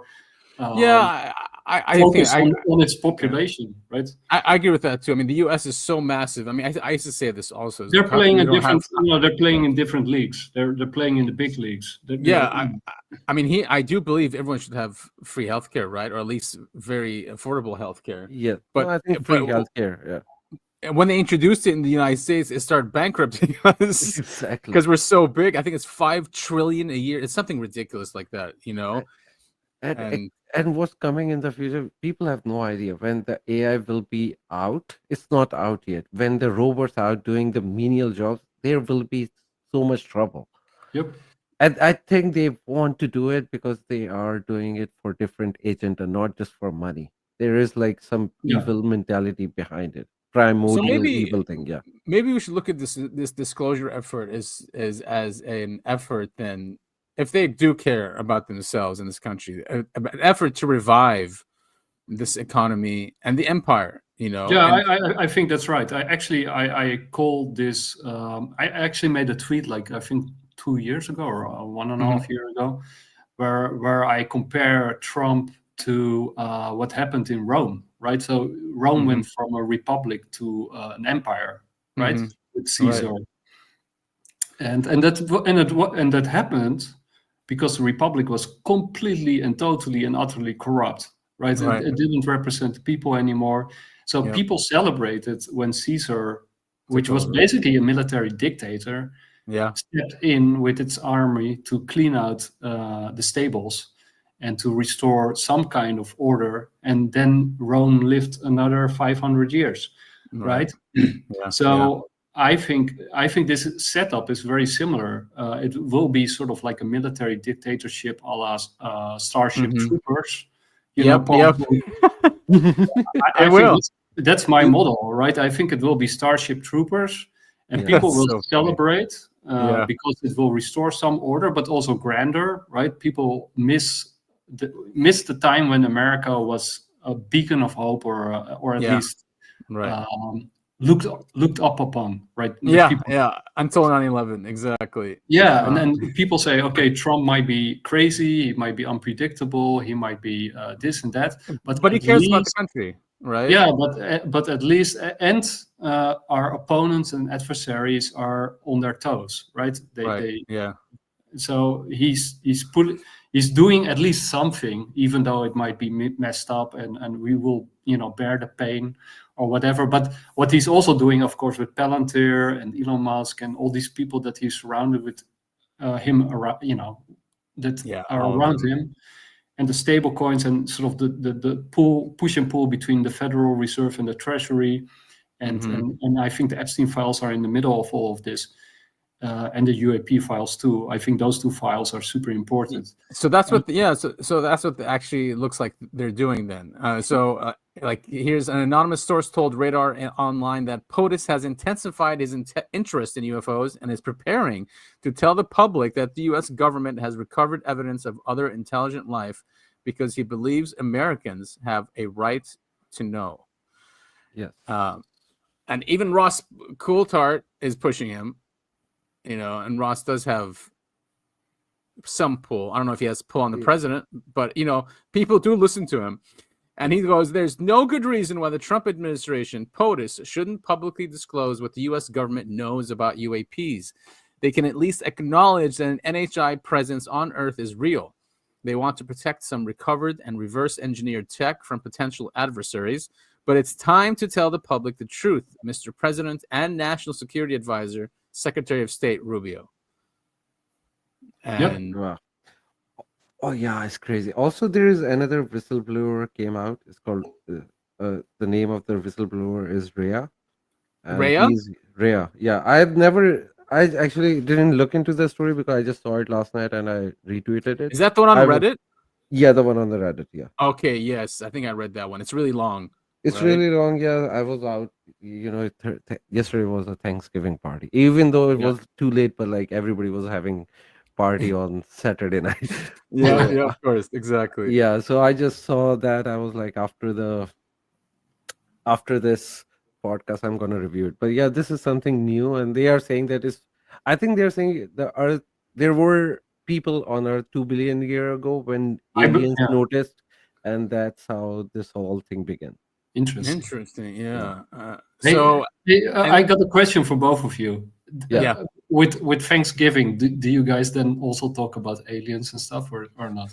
We did, and because I did because the Age of Disclosure came out, so people actually brought it up to me, and usually it doesn't really come up the subject, but someone brought it up, and I was like, oh yeah, I know a lot about that, and. So, I mean, what sort of how did that conversation sort of go?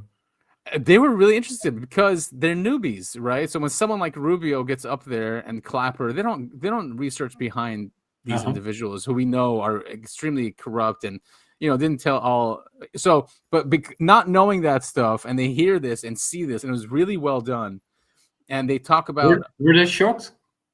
Yes, because one of the things that came out was that George H.W. Bush talked about the Holloman Air Force Base of the aliens coming down. So, stuff like when people hear that George H.W. Bush knew that and that these aliens came down in the 70s, Holloman Air Force Base, and met with Air Force staff, people are just like, what, how long has this been going on? And, I told them since World War II, basically. Even before that, You actually have also a really cool book called The Presidents and UFOs. Yes, that's a great book. Yeah, The Secret History from FDR to Obama. It's it showcases all the stuff that the presidents knew about it and said about it, but also their own experience. Like, for example, Reagan, Carter had an UFO. Oh yeah, experience. Carter.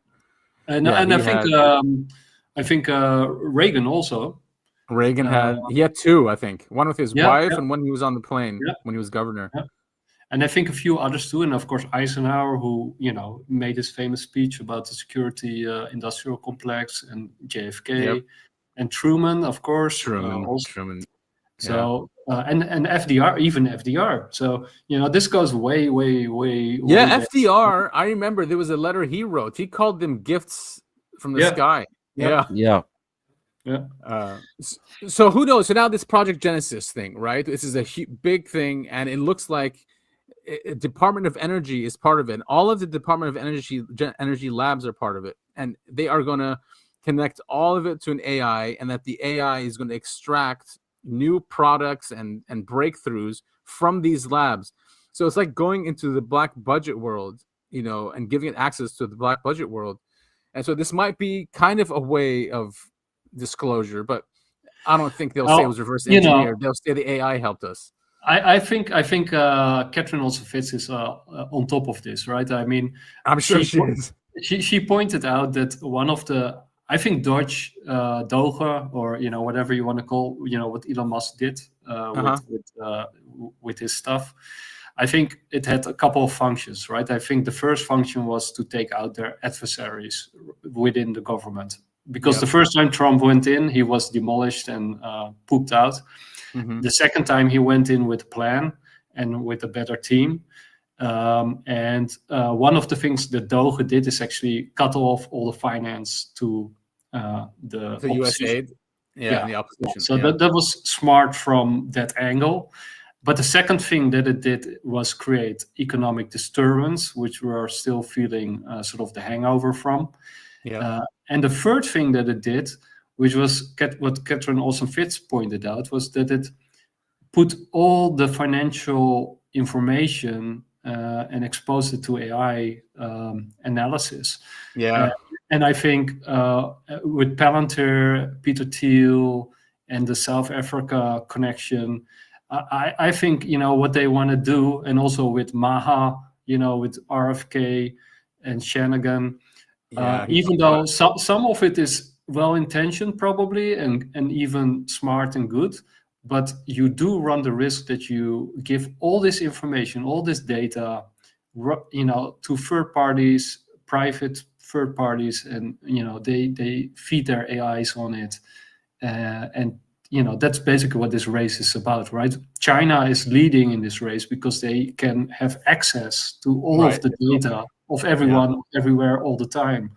And Palantir and these other groups that are connected to it, like Horowitz and others, they want to get their hands on these huge amounts of important data so that they can feed their AIs on it, right? So that they can match China and Russia and their adversaries, right? That's one of the and Syd and me have also been speculating about what happened with the Middle East, right? The invasions in the Middle East, and why were the Americans there, and why did they invade? And of course they took the gold and they established democracies. Right. Yeah.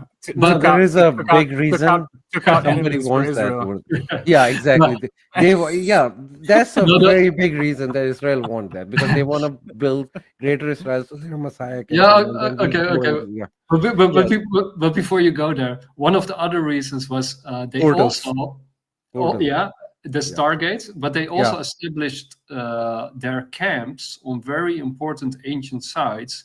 And they looted all the ancient. That was the first thing they did. And they fed it to their AIs. Yeah. And they are now in US big warehouses. There are like 30,000 tablets and billionaires stolen. Yeah, 30,000. But I think they also gave a lot of it back after they put it into their database. Oh, really? Yeah. Oh, yeah. After that's right. After it was scanned, and they have all that. Yep. Yeah. But they didn't give all of them back. They only give like the useless ones. Like probably, and there's a lot of billionaires, I'm sure, that didn't give it back. Yeah. Right. So, for example, they returned Epic of Gilgamesh, but Epic of Gilgamesh is like a good story, the first written book, but it's not like there's no information regarding Stargates. So they have written stuff like that. Hey, Adam, did you ever see the Primordial Code? No, the Primordial Goat. Code. No, code. Code. Oh, no, I don't think so. Oh, cool. Okay, don't do it now, but after the Okay. show, Yeah. if you have time, check out the primordial code. I'll send you the Okay. link, and and Yeah, then yeah, do a send it show over. about it. Okay. So let's just take a listen. We have 2 clips here of what this project is about. So here's, I think, the Treasury Secretary. With this pen today, President Trump signed an historic mission. This is reminiscent of the Manhattan Project that brought World War II to an early and successful end, similar to the Apollo projects that put a man on the moon in 1969. This is an all-in national effort to take the power of AI and pair it with the 40,000 outstanding scientists and engineers at our national labs to use the world's largest supercomputers to advance innovation and science, to fix our rising energy costs, to give better economic opportunities for our citizens, to make longer and healthier lives possible. Today was not incremental, Brett. It was transformative. With this, I mean, it is a pretty big deal, and I'll tell you guys a dark theory I have after here. This is from the Department of Energy. It's also interesting that the name is Genesis. Every age. Yeah, exactly. They don't just choose names, right? Yeah, a new beginning. Yeah, exactly. Genesis is not a joke to use. Exactly. So maybe they're creating a new being. Well, I don't know. I think, just to sort of, and then you can continue. But yeah, just what we talked about before, like Starship Troopers. Yeah. Starship Troopers is basically a fascist state, which is, but you also have the extended version of Starship Troopers, which is actually worth watching, even though it's not so nice the way it looks, because it's not, as polished as the rest of the movie. Yeah. But it contains a lot of philosophy.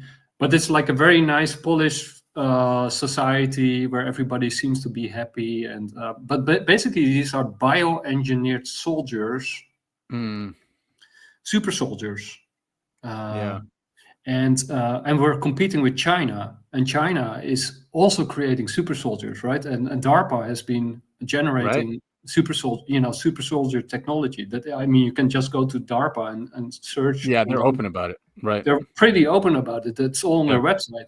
Mm-hmm. So if you combine AI, robotics, synthetics, cyborgs, super soldiers, bioengineering, all of this stuff, what you have is a new beginning, like a Genesis, like where you a new human.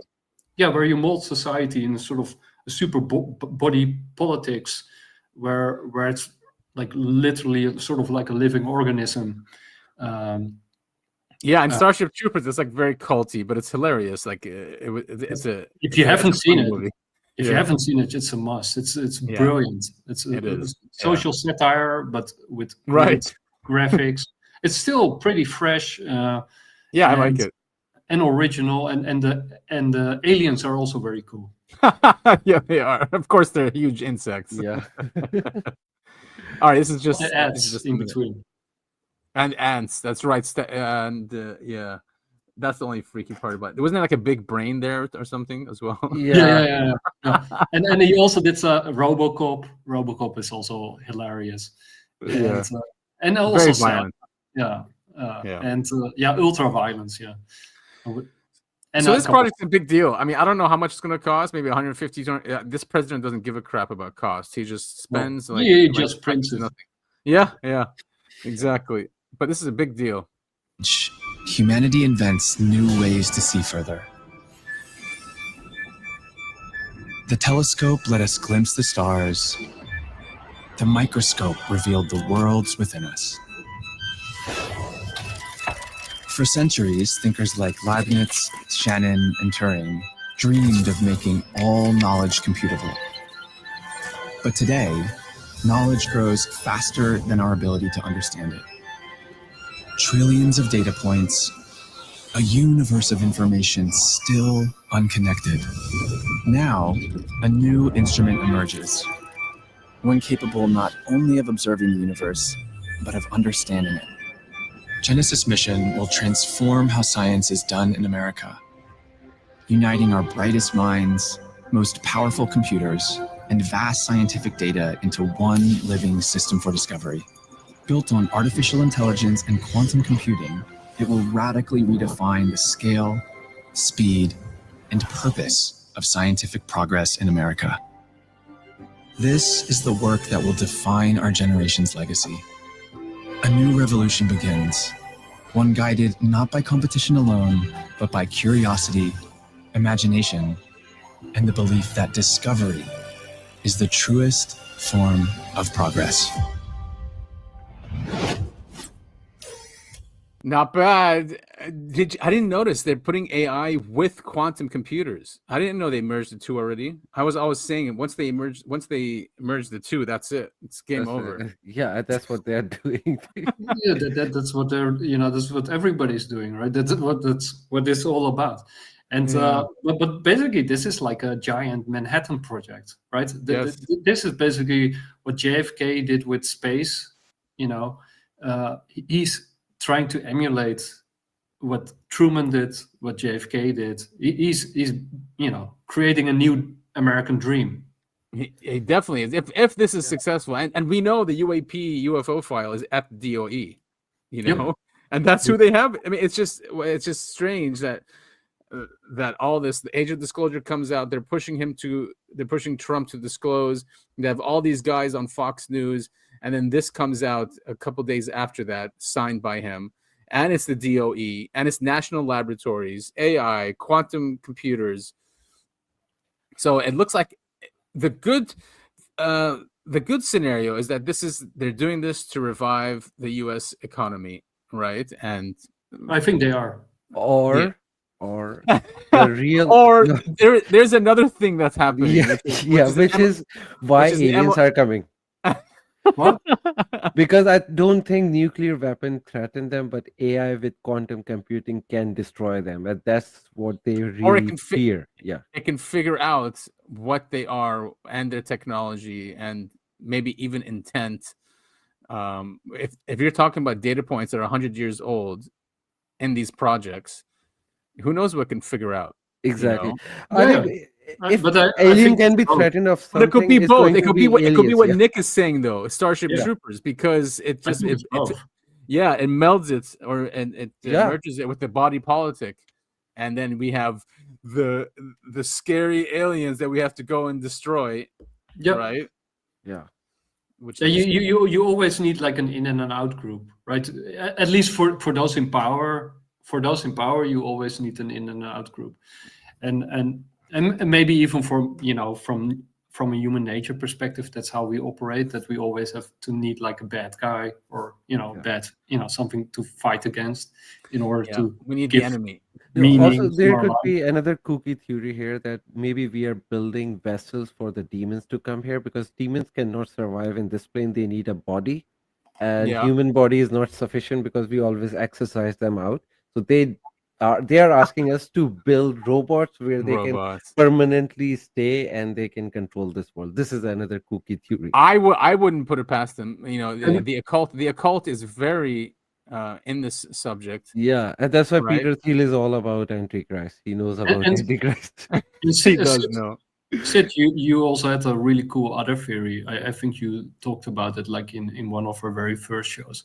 And you mentioned that, and I think you're absolutely right, because the longer I think about it, the more right you probably are, is that AI also wants to go inside our bodies, right? Because it wants to be immune for solar flares and for all of that stuff. And when you really think about it, like, when you look at ancient philosophy and religion, you always had like this dichotomy, at least in the West, that the human was part animal and part divine. Yeah. Right. And the animal part was always ruled by passions and sort of all the lower stuff. Right. And then the divine part was angelic. But the angelic part, which was equated to the rationality, it was almost like a super intelligence or a computer. Yeah. Right. So what if we were already bioengineered, half computer, half animal beings from the very start, and that they actually want to And the do it machine again. take over. Yeah. Yeah. Well, on to that point, Pippa Malmgren in the Signal chat, she's the daughter of Harold Malmgren, right? She says that AI is an alien. Well, that alien is now ripping through all the classified systems, tracking all the cash flows of the secret programs, mapping absolutely everything that the compartmentalized systems and secrecy protocols were meant to keep obfuscated. The White House now controls the most up-to-date version of Pegasus, which means the AI. Yeah. Which means the AI can reach even into private contractor financial data too, though as always with Pegasus, Elon, the new leaders of the Intel community and the White House will not advertise this. AI is stripping away all the camouflage. So that they're going after these projects, these black, of course someone like Musk and Bezos want these technologies, right? Maybe if they don't have to use rockets. Yeah. The whole reason Elon was involved with Doge and everything, because he wanted to get all the data, as much data as possible, and then he can feed it to his AI. Yeah. Right. Once he didn't give a fuck, and he just part of, or XAI is not part of Project Genesis. no. Isn't that weird? Elon wants the data for something. He got the data, and this is like when he first did it. Yeah, with Doge. You mean? Yeah. So, and I think, remember one time he was asking everyone to send him what they did on this week, and he wants the report. Why the fuck he wants the report? He can't see millions of people's report. He just wanted that data as well. It was like pretty clear. I'm glad that people revolted and said no, but this is what he was trying to do. Try to get as much data as possible to feed it to AI. I'm not saying XAI, but some kind of AI. Yeah, and we are good friends with Graham de Penrose, and Graham de Penrose is like number 17 in the world's cybersecurity, and he has been warning and going around on many different podcasts and spaces, and basically he's arguing that people are giving away their data for free, and that all these AI companies, and Elon got one, but there's many others. They're all doing the same thing, right? They're feeding their AI, and what we give them, we are the product, right? The data that we generate, and let alone like if you have a deep state operation that has been going on for 80 years, and you feed that to the AI, the person who can get his hands on that, wow, man, exactly, it's like a jackpot. Like that's the information that you want. But it's also right. I mean, China doesn't have any limitations on any of this, right? So they need in their, if you're like an elite and you're in this idiotic race, then that's what you need to do, right? It's sort of like a game theory. It is definitely game theory. Yeah, it's what you need to do to survive this stupid race. And what's interesting also at the same time, we have a 20-year MOU being discussed with Israel and the United States, and this is not just giving them arms. They want us to transfer technology to them so they can stand on their own. So imagine that they end up getting these technologies. The world's going to be fucking hell if they end up with technologies like these. Exactly. And the moment they are self-sufficient, they will be the first one to backstab US. Oh, 100% in 2 seconds. Yeah. But there's a lot of awareness about this MOU, so hopefully there's so much of a stink that they don't get what they want. But they always get what they want. Exactly.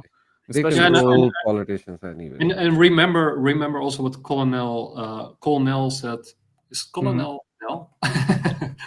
Yeah. Yeah. Anyway, what he said, that this first phase of disclosure is over, right? It's he did say that. Yeah, it achieved its what it wanted to achieve. So if that's the case, and we're now sort of moving to stage 2, if that's sort of the reasoning here, then it means that the ground roots movement behind UFO disclosure is over and no longer necessary, and it can be wrapped up and get rid of. It's now mainstream, so people like us are no longer necessary to sort of spread it. So I wouldn't be surprised if there's a clampdown on really on this subject as well. Yeah, I hope not. Like, I hope I'm wrong. But if he's sort of thinking in stages, and if stage 1 is finished and successful in their opinion, which I think it is, because we did our job and we spread this information. But if it's sort of finished and we're moving to a Starship Trooper society and we're feeding everything to the AI and Palantir is ready to, gear up, then we are no longer necessary. Yeah, especially if they already have all the technologies and files. Yeah, what do they need us for? They'll just clamp down again and keep it secret. Yeah, no, you now got the documentary, right? The Age of Disclosure. What else do you need? Right. Yeah, exactly. So it's like the new guys are like, well, we want this stuff. We're going to take it over. It's like a coup almost. And it's being taken over by coup. And then once they take it over, they're going to clamp down again and say, what aliens? What UFOs? We created it all. Yeah, or they say like people like you and me are cuckoo, and we're connecting the wrong dots, or we're focusing on the wrong things, and we're spreading disinformation.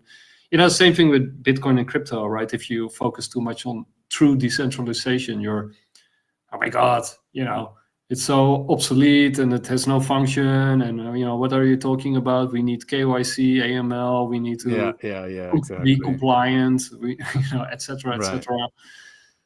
It's the same thing. We were useful in the beginning, and then, after it sort of grows up, they want to get rid of, the ID list, because the pragmatist. Catherine Austin Fitz talks about something similar when it comes to like technologies that are given to humans, like the internet, like crypto. Like, all right, here you go, develop it now, thank you. And then once it's like fully developed and capable of doing things that they want, they say, all right, thank you very much, we'll take that now, and then you're cut out. Yeah, well, and that will be the big question mark above all of this, right? The UAP and the crypto and the decentralization movement. The question is how strong is it really, right? And I mean, if we really believe in this technology, or if we really believe in UAP disclosure, then we will win, right? I mean, if we really believe that disclosure will win out, because we are also helped by perhaps outside forces. It's foolish to think that disclosure, what they are disclosing, is good for us. No, they are disclosing what they want us to believe. But be hopeful. But I mean, the true disclosure, the disclosure that you and me want, right? Maybe these clouds that hang around Earth and the Moon, I don't know, but maybe they will do something or whatever. Or maybe 3i Atlas is like an electromagnetic comet from. Or even just tell us the really, what they call, they call the very disturbing part of the phenomenon, that people aren't ready for. They can't just keep that secret, reality or what they know, even if it's disturbing. I think I'm super, what I'm super curious about? I am super curious about what kind of narrative they're going to spin about the NHI UFO. I mean, they have to give some kind of answer about what these entities are. So I'm really curious about how they are gonna answer that question, because they have to give some kind of answer. They're probably just gonna say they don't know. We're not really sure where they come from. We don't know their intent, which there's no way. I'm sure they have high confidence reports that they can. But I mean, they have been sort of saying like we got biologics, so there will be at some point they will also release biologics. I mean, it's not about where they come from, it's about why they are hiding it. So that's the answer. That's the answer we are looking for, and they cannot justify it. True, right? They can't justify it. No, people are. And I think a lot of people will be punished, probably capital punishment, and go either go be shot or go to jail for the rest of their lives. So some wing of this animal that we call the government is going to be clipped, right? And scapegoated. Scapegoated. I think it will also be the end of politics, right? Because when you think about it, once you have CBDCs, once you have Palantir, once you have all these technologies into place, there's no need for politics anymore. No, there isn't There's really. absolutely no need. Why keep up the charade? Why spend money on it? I mean, you can just, with the click of a button, you can turn off your political opponents. There's no need for compromise. There's no need to listen to outside voices. You can just cut off anybody at any time. So one of the wings will win.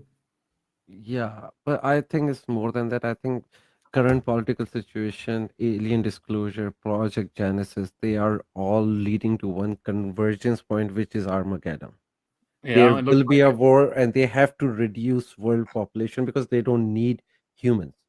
The elite only need like 40-50 million people after robots are taking over all the jobs. So what's they gonna do with the rest of the people? So they're gonna do a civil war, they're gonna do alien invasion, they're gonna do a world war. They will make us fight each other. And you can already see there is like people who are, we know that they are paid by who, and they are just going and creating non-issue and issue, inciting violence in different cities. So you can already see it starting everywhere. Absolutely. I think that's I think they need some humans, but they need much less humans, and humans are now a liability. And and I think that's why we need to not feed into that, right? I think that's why we need to be as open and friendly and forgiving to as many people as we can, because they want to create. They know us. They know us inside out, right? Better than we know ourselves. They know our hot buttons, and they know, why we get agitated and against who, and that's how they are playing us apart. Exactly. That's why I think we need to do something big. First, starting with education. We need to educate people about everything, and it has to be beyond one group. You have to analyze all the prophecies in the world. I think I have this idea about that, like to merge all eschatologies together. Hey, you could do that with AI. You should give it a try. Yeah, more than AI, because like we need to go. I think I have some idea that I will make proper book style thing where I go and read all the eschatology from Christianity, Judaism, Islam, Hinduism, and try to merge them. Maybe start with, maybe we can do a podcast on that. Just go, because I don't follow any religion, but I do believe in spirituality. You are the same. So maybe we can give people more neutral point of view. Okay, these are the things which are prophesied and how they are relating to each other and how they are relating to our current situation. And maybe you need to think beyond your own bubble, which is your own religion, because I see a lot of religious podcasts.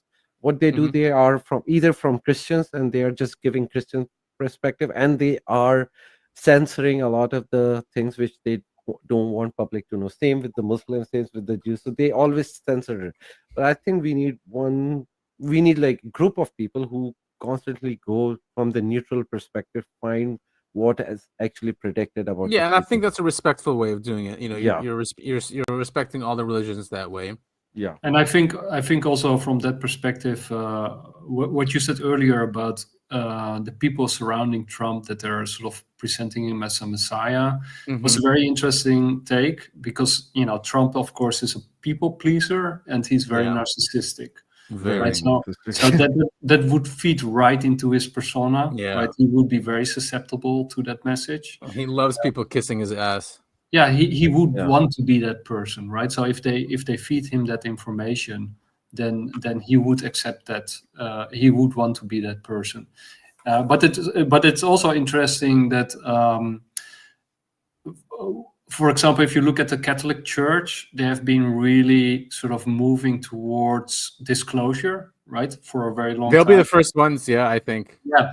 So what you guys just said, like, if you want to create a Starship Trooper society and you want to give it a religion, then you want to have certain religions to sort of incorporate this new information and then turn them into state religions, right? And then you want to shut down and silence all opposition to those new state religions, right? So certain religions will be set up in advance as they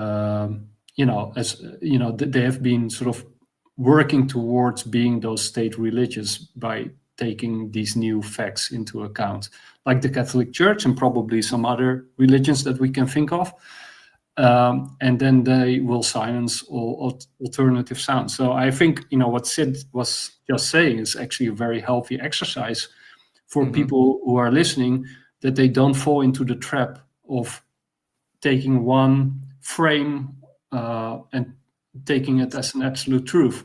Yeah, just so you don't end up being like in a cult, which is very dangerous, and not respecting other people's perspectives and history, and even though they're very similar and converge.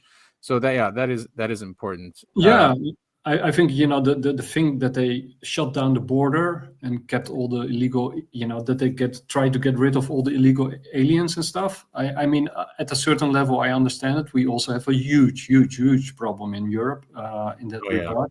But that's not because of the people themselves, but because of the policies, right? The policies are idiotic, and then but they create the policies on purpose so that you create this backlash, which they can. Yeah, they know that people are going to see them freeloading in hotels and getting cell phones. Yeah, but that's because of the policies, not because of yeah, that's what I'm saying. Yeah, so it's not because they knew people would get upset when they see that.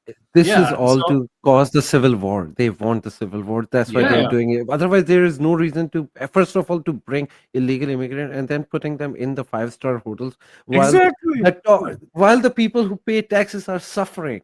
But we work a lot. We work like 50, 60 hours, and we're still struggling here. And then you're doing that, And the governments in the Middle East are saying, thank you very much by taking our crazy young people and importing them, because we're finally rid of them. But the reality is this is also propaganda, because majority of the illegal immigrants, at least in the United States, are not from Middle Eastern countries. It's coming from South America.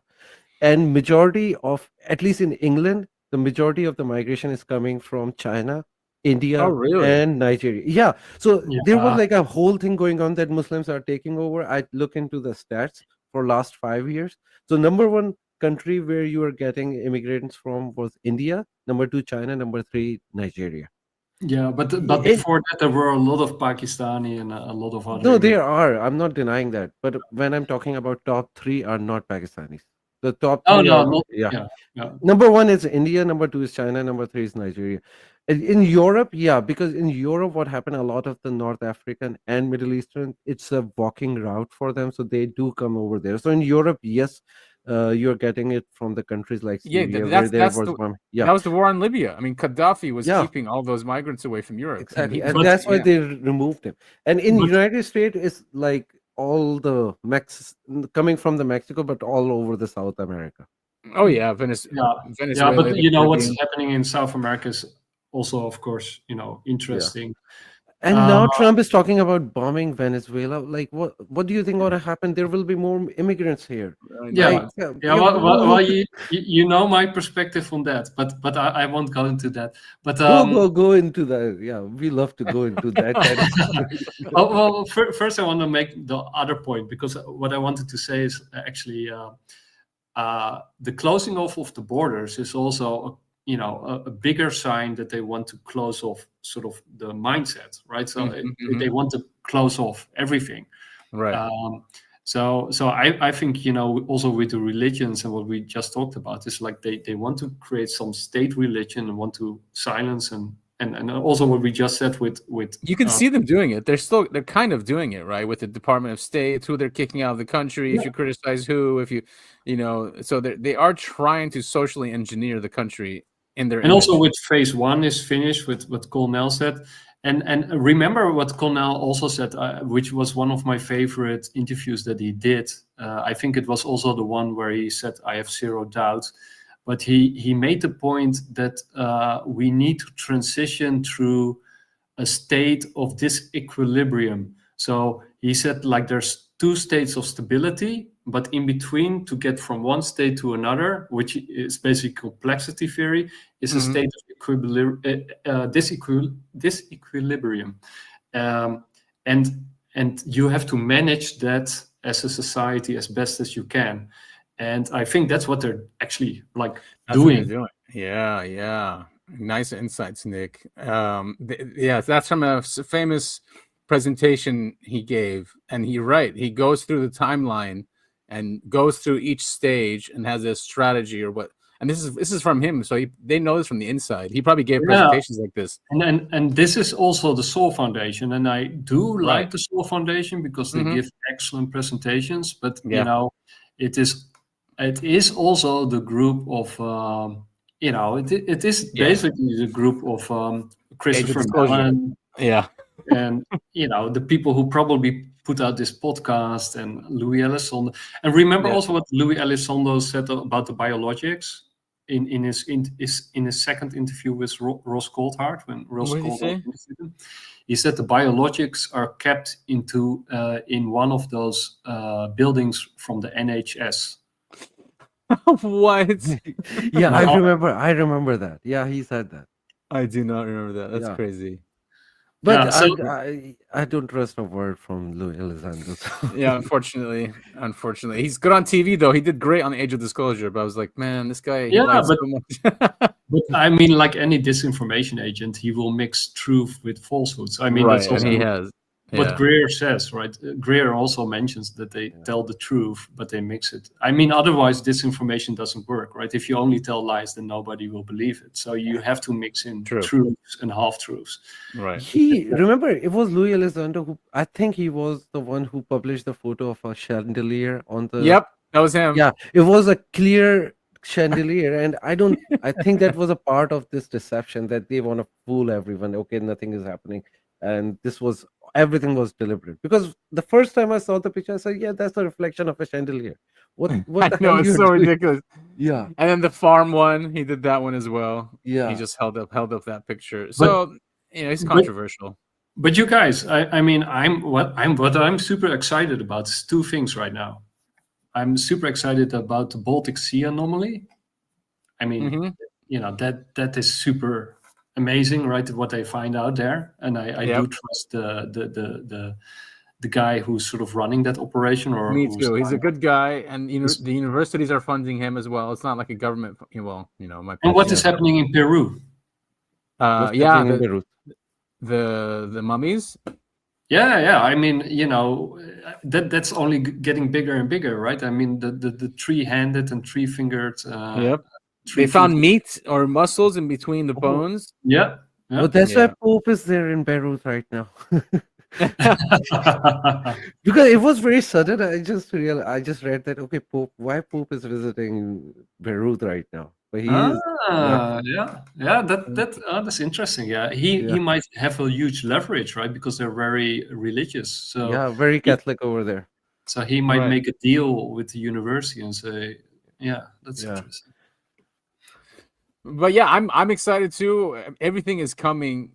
I mean, did they seriously say 2026, 2027? So it looks like when you look at the big picture and this huge movements going on when it comes from the media, government, they are moving to something, right?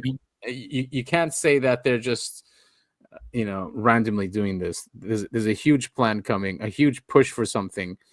Yep.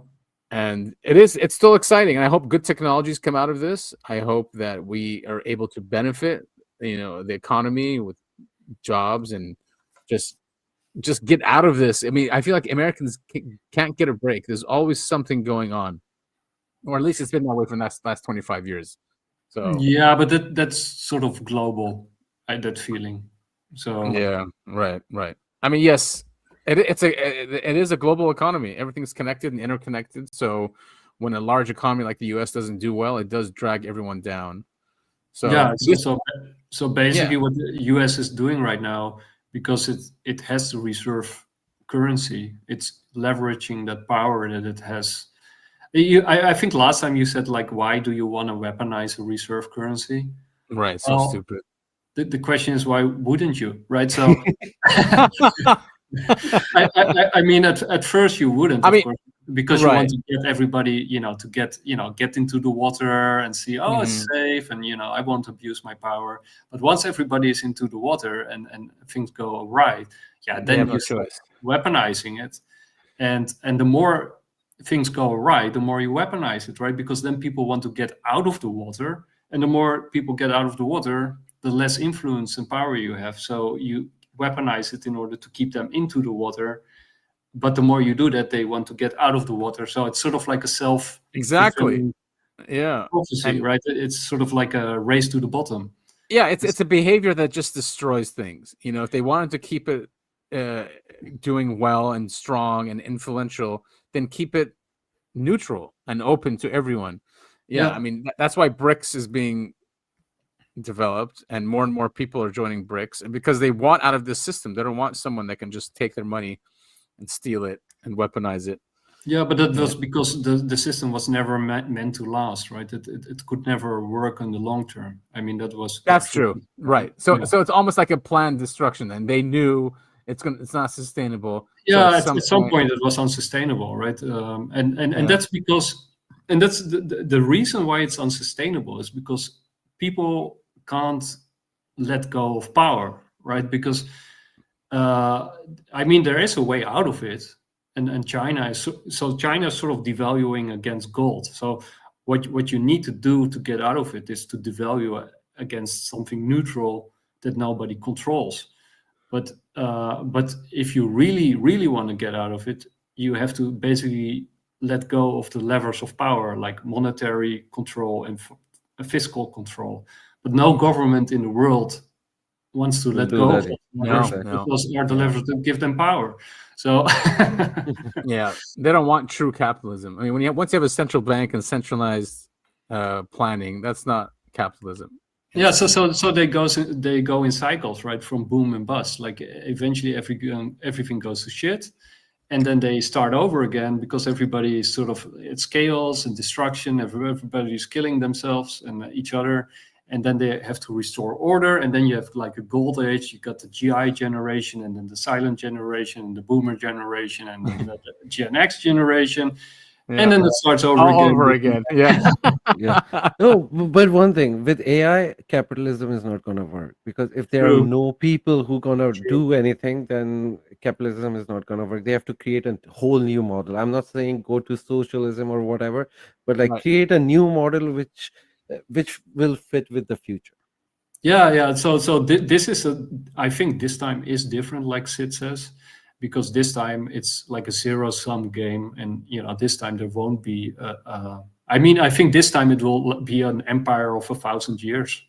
Like what the Nazis. If they pull it off, if they pull this off, yes. I mean, but that means they have to include China within the system, and or Russia, right? Separate blocks. Maybe separate spheres of influence, because you can't share power, right? It will be absolute power, so you will have blocks of. No, there will be one world government. I think there will be blocks. No, I think there will be one world government, because that's their plan anyway, right? We know that they want one world government. So eventually it will merge, and then I think in the good scenarios we will expand towards the space, find new planets and go there. But I don't think that's a possibility. That's a possibility, but I don't think there are chances for that. I think they're going to reduce the. Yeah. I mean, they'll only allow that if we are totally controlled, right? Where we can't go rogue, we can't take a spaceship. Like Nick said, Starship Trooper world. Yeah. But I think they will go towards Armageddon world, where they will kill everyone. But I think there's like three things that we can hope for. One, that with disclosure, that we will have true disclosure, and not from our governments, but from the UAPs themselves. Mm-hmm. Secondly, we also have to believe in this technology, right? Technology sets limits. Each technology that has been developed throughout history, the printing press or gunpowder or whatever technology you can come up with, it sets the limits to power. And you can't fight those limits. Technology simply sets them. That's the new game board, and you have to play the game according to those new rules. So that's 2, and 3 is they are going through a huge transition. Clearly, they are not all on board or on the same there's a fight stage. So there is a huge fight going on at the elite level. And they are going to make mistakes. And there's a lot of things that can go wrong.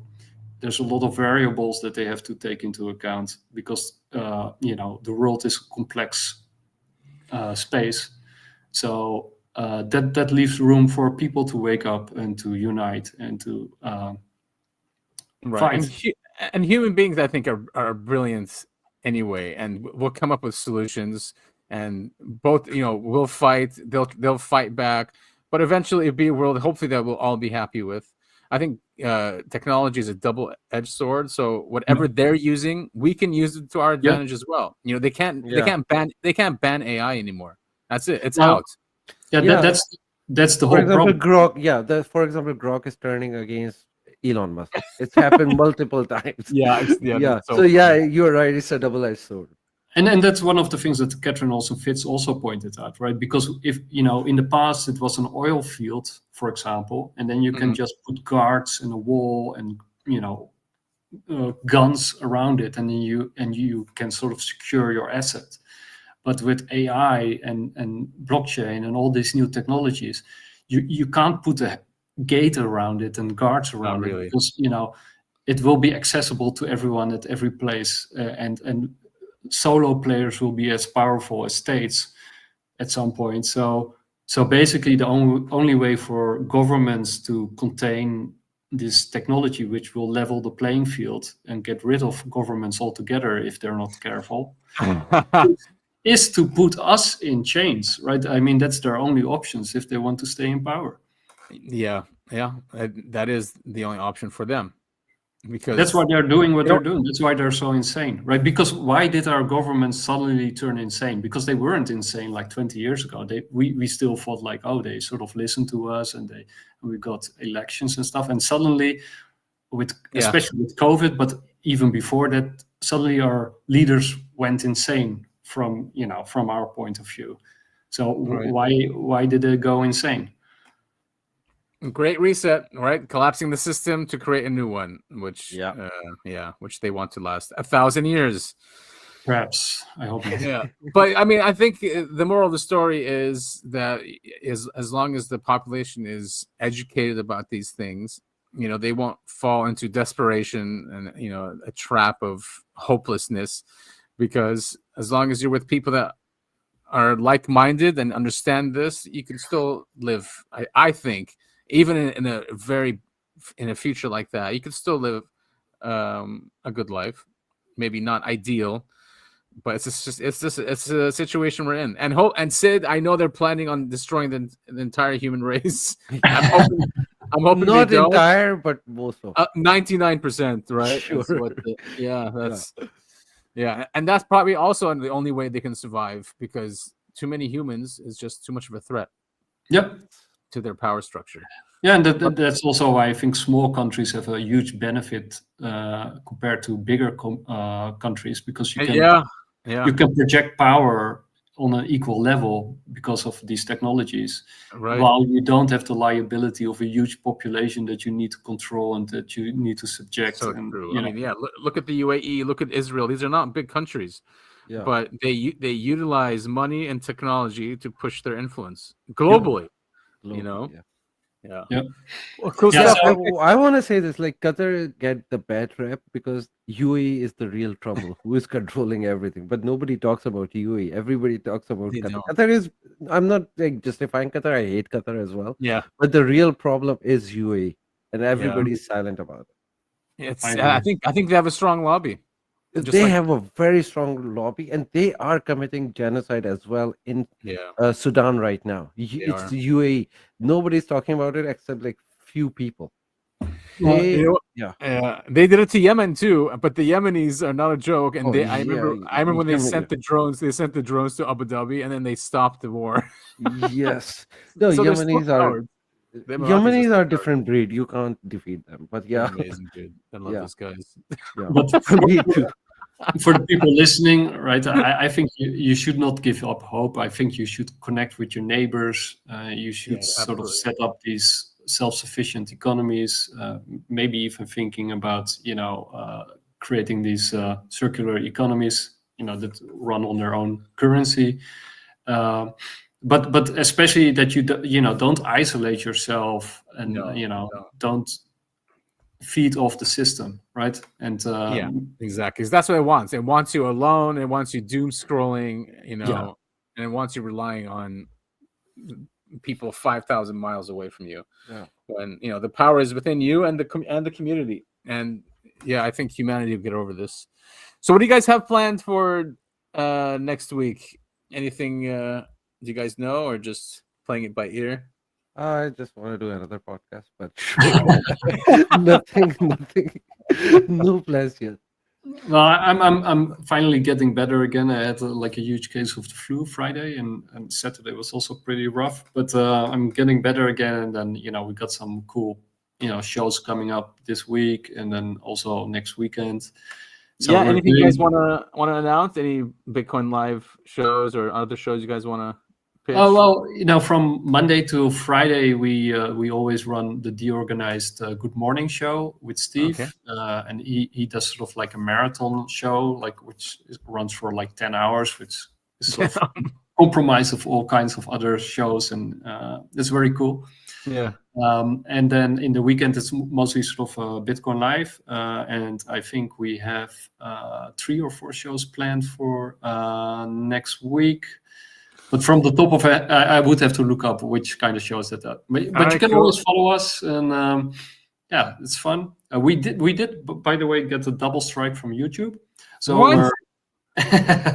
What was it for? Yeah, it was not it's not a conspiracy, but because, like I said, Steve was running these marathon shows. Yeah, and he doesn't have a premium YouTube account, and sometimes they run reruns of our sort of shows on YouTube or their shows on YouTube. Yeah. And then because he doesn't have premium, you get advertisements in between of stuff that is copyrighted. And then you get a strike. Okay. I'll give you one thing. I'll give you, if you don't have premium, you don't want to pay for premium, just set your VPN to Albania. You're kidding. Yeah, because in Albania it's illegal to run ads on YouTube. They don't see any. Brilliant. Yeah, so just switch it to Albania and you won't get that. That's amazing. Now, you heard it anyway. For YouTube, we will be silent for a while because we want to get rid of our second strike. Because if you get third strike, it's termination, and then we start over again. So there won't be YouTube shows on Bitcoin Live for a while, but it's worth it, right? I mean, we don't get any views anyway, so who cares? But it's good for visibility to be on YouTube, and that's where people always go. But you guys are on all platforms anyway, and we're on X, and we're on Twitch, and we're on Facebook, and we're on Rumble, and we're on TreeSpeak. And nice. We will leave all of your links at the bottom of the show so people can follow you. We'll do that as well for us. Anyone listening, you guys like the show, share it with all your friends on your social media. You don't have to clip it or anything, or even if you do clip it, that'd be great. If you found anything that we said is worth spreading, we would definitely appreciate that. And you can find us on all the podcasting platforms and the video platforms. YouTube does take down episodes, so Rumble does not do that. So, if you want to see all of our episodes, you can see us on Rumble, Odyssey, BitChute, those guys. Spotify is starting to take off some episodes, although it's for music. But still, we're still good over there. Other than that, I think this was a crazy week for disclosure and UAPs and AI and where the globe is going when it comes to disclosure and high energy breakthrough technologies. But it's an exciting time. Yeah, absolutely. And that's also fun, right? Yeah, it's a lot of fun. It's a great ride, and I'm glad you guys are here for it. Well, I appreciate your support so much, both of you. So I want to let you know I'm very appreciative of that. And same here, and I hope Tover will be next. Back next. Yeah, he should. Next one we'll probably do near Christmas or New Year. Okay. Yeah. Awesome. Yeah, sounds good. I can't believe the New Year one is much better because then we can predict the future. Let's do it. We can play bingo card. All right. We'll make bingo card or stuff like that. All right, I'm all for it. Yeah, let's do New Year. Yeah, then I'll be back from vacation. Sweet. All right, nice. Thanks, guys. Thanks for everyone listening, and we'll all see you all next week. Awesome. Take care. See ya. Take care.